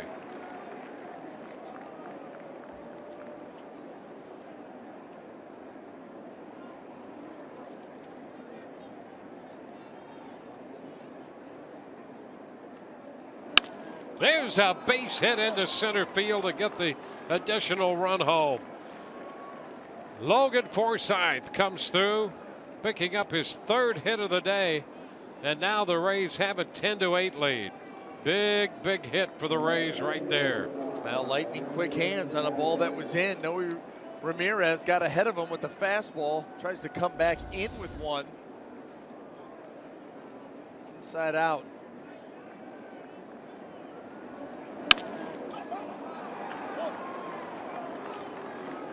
So Forsythe gives the Rays a 2-run lead.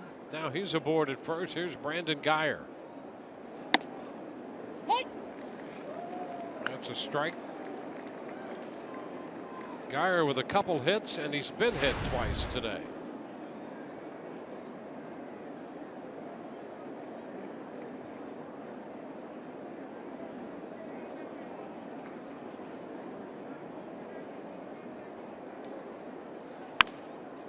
And a popper foul coming back out of play. I'll tell you what, too, it's also a bonus. You figure that Alex Colomé is going to come into this ball game. Anytime that you can give a guy who's moved into a role, you know, where he's not named the closer, but he's getting a lot of these opportunities, or going to get a lot of these opportunities. He's only had a few where he's been out there for an official save situation.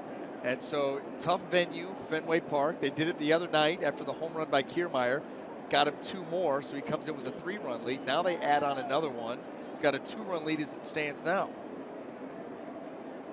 Give me a little bit of margin for error. And Kiermaier hit by a pitch for the 3rd time today. And that will push Forsythe up to second base. So Kiermaier, who keyed this, has scored. And now Forsythe at second, and Geyer has been hit by a pitch for the 3rd time. He takes over at first. Get the ice ready when this one's over. Wow. At least they've been in 3 different spots. Quad, elbow, top of the calf. Now it's Evan Longoria.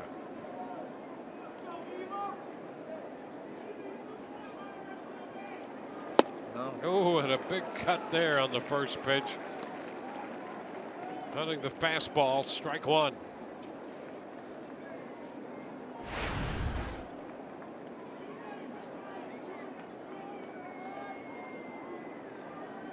Forsythe on second, Geyer at first.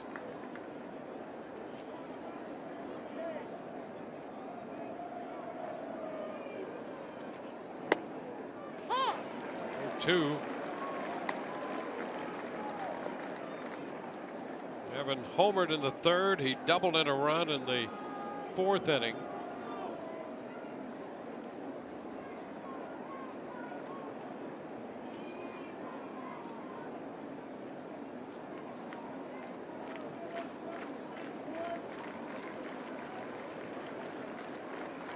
The 0-2 popped up right side, shallow right, Vets in.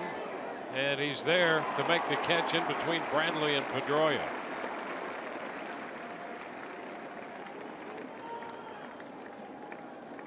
So Longoria retired for the 2nd out.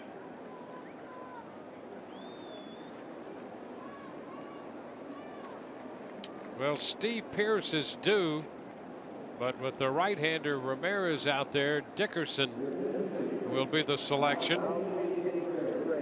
Dickerson connected in the 6th inning on a breaking ball last night and hit his 4th home run of the year. All solo shots.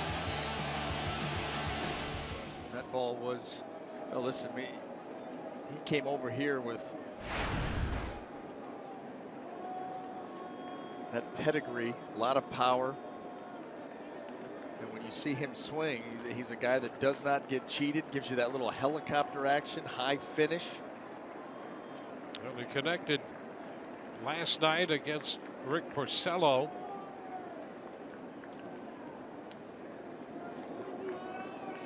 Now he faces Ramirez.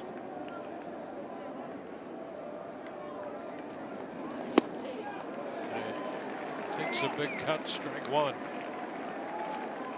Well, Kiermaier's double to right opened this when he was sacrificed over to 3rd, scored on the base hit by Forsythe. Forsythe moving to 2nd when Geyer was hit by a pitch. 2 men on with 2 men out, top of the 9th inning, and the Rays lead by 2.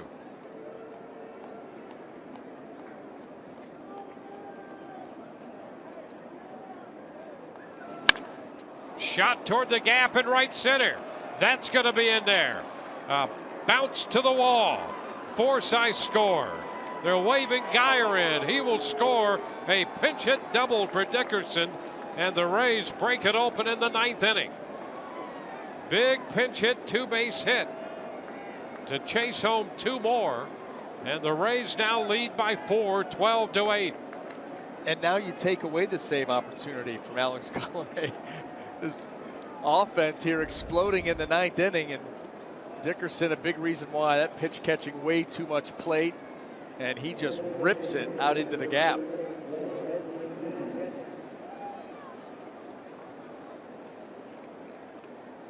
Dickerson driving in 2. Desmond Jennings against Noe Ramirez, and he's hit by the pitch. Second man that Ramirez has hit.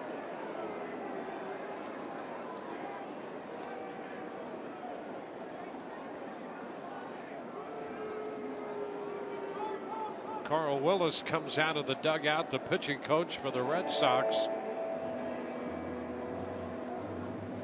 Ramirez has come on and faced 5 hitters. 4 have reached, and the Rays have built a 4-run lead. Rays open this series against the Yankees tomorrow. Matt Moore against CC Sabathia, continuing the road trip, moving into Yankee Stadium, and our coverage begins at 6:30 tomorrow.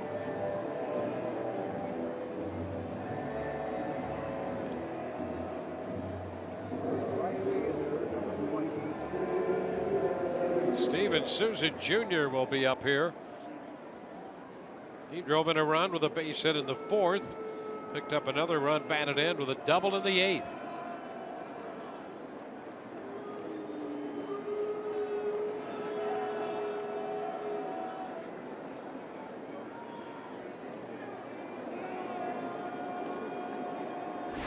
Runs today for the Rays, 15 hits.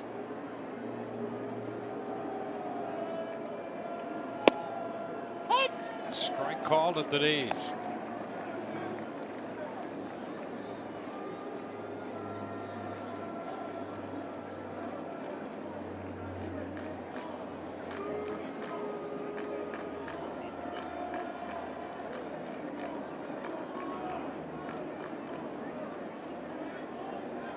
Strike the count.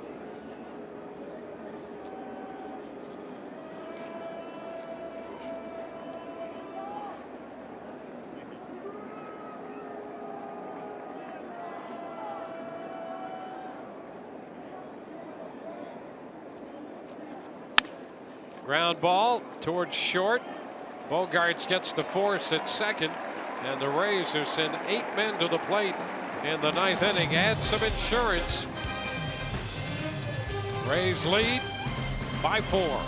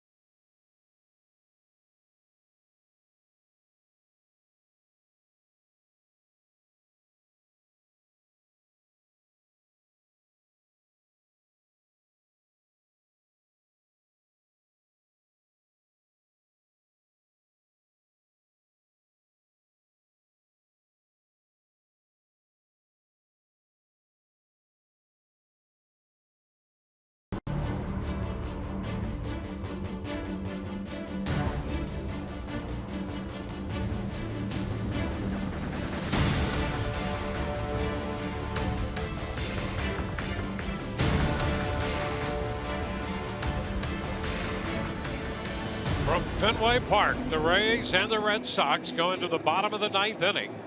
Dana Evelyn will come on to pitch now with the Rays holding a 4-run lead. It's 12-8. Evelyn will be the 6th pitcher of this game for the Rays. And that blast by Corey Dickerson, plating the last 2 runs, has pushed Alex Colomé right back to the bench out there in the bullpen. Logan Morrison going to come in, play some first base.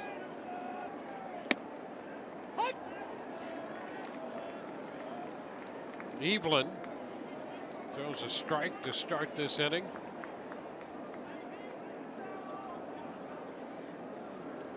He worked 2/3 of an inning in last night's game. There's a shot into center field, and that's going to be out of the reach of Kiermaier. And a leadoff double here. Well, the Red Sox aren't finished yet. Josh Rutledge pinch hitting for Brock Holt and doubles into center field. Well, that pitch got some elevation, thigh high, middle of the plate. When Dana Evelyn is right, he'll get a lot of sink on that fastball. Not so much there. That's Christian Vasquez. Pitches a strike to him.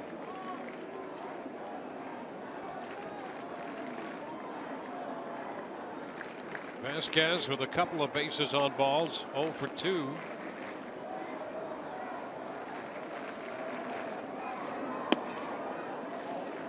One and one.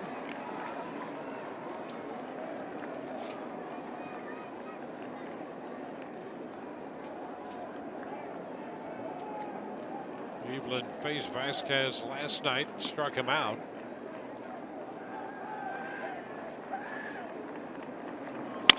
Breaks his bat this time, back to the mound. Ball and the bat headed in the same direction.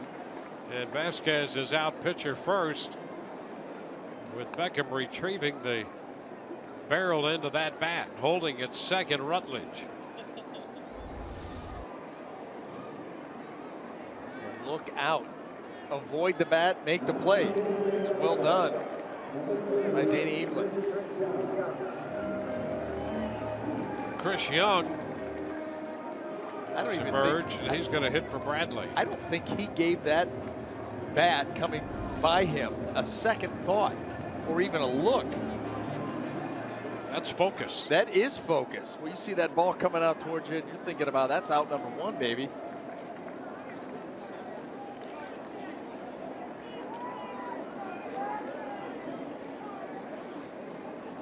Well, here's Young.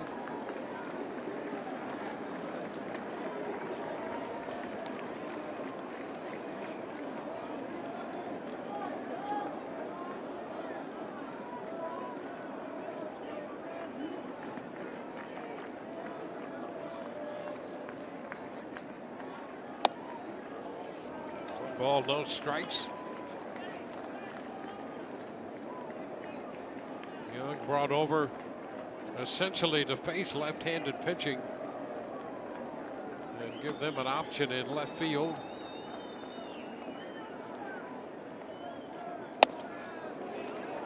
And he's ahead of Evelyn 2-0. 32-year-old outfielder Chris Young.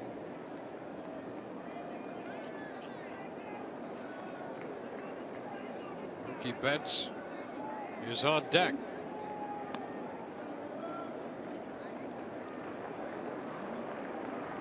And there's ball 3, 3-0. Young hit .327 against left-handed pitching last year. Only .182 against right-handed pitching for the Yankees. And he's ahead of Evelyn 3-0. You may be seeing Colomé sooner rather than later. He's not retired. It's a strike.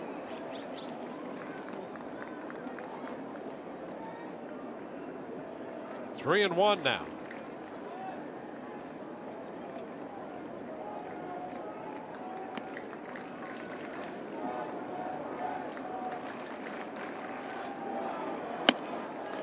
Young walks.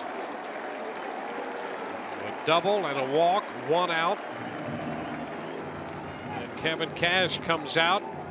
We'll see Alex Colomé.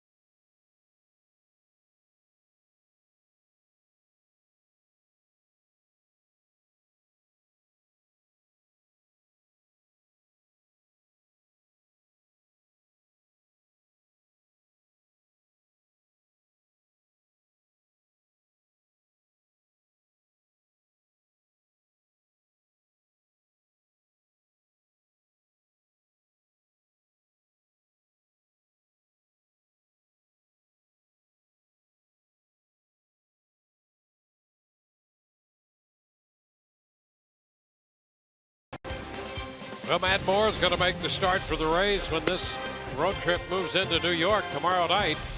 We'll be with you at 6:30 on Fox Sports Sun as Matt Moore looks for his second win of the year. Coming off Sunday's outing against the White Sox when he finished with 10 strikeouts. He'll face CC Sabathia, and then day games Saturday and Sunday. There was some talk about Erasmo Ramirez pitching Saturday's game, but he worked today an inning and a third. In fact, he's the pitcher of record right now.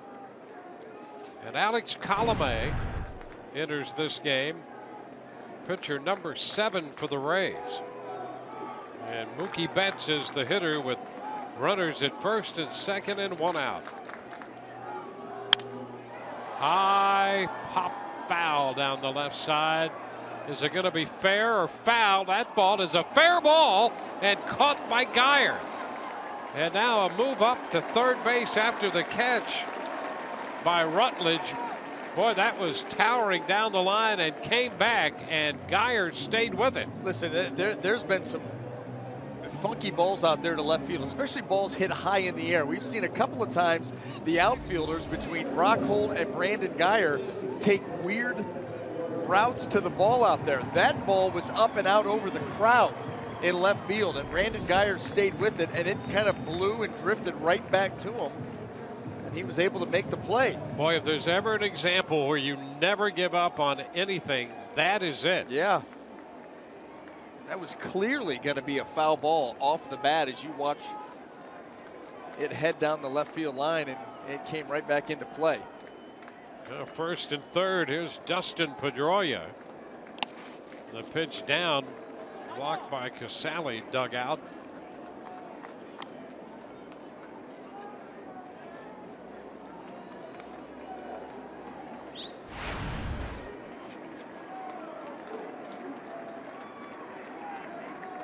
A 12-8 ball game, 2 men on with 2 men out in the bottom of the 9th. Been a 3-hit day for Pedroia. He's 3 for 5. It's low, 2-0.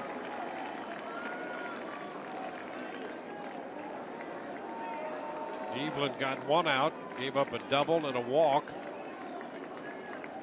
Colomé getting Betts for the 2nd out. 2-0 the count to Pedroia. There's a strike, 2-1.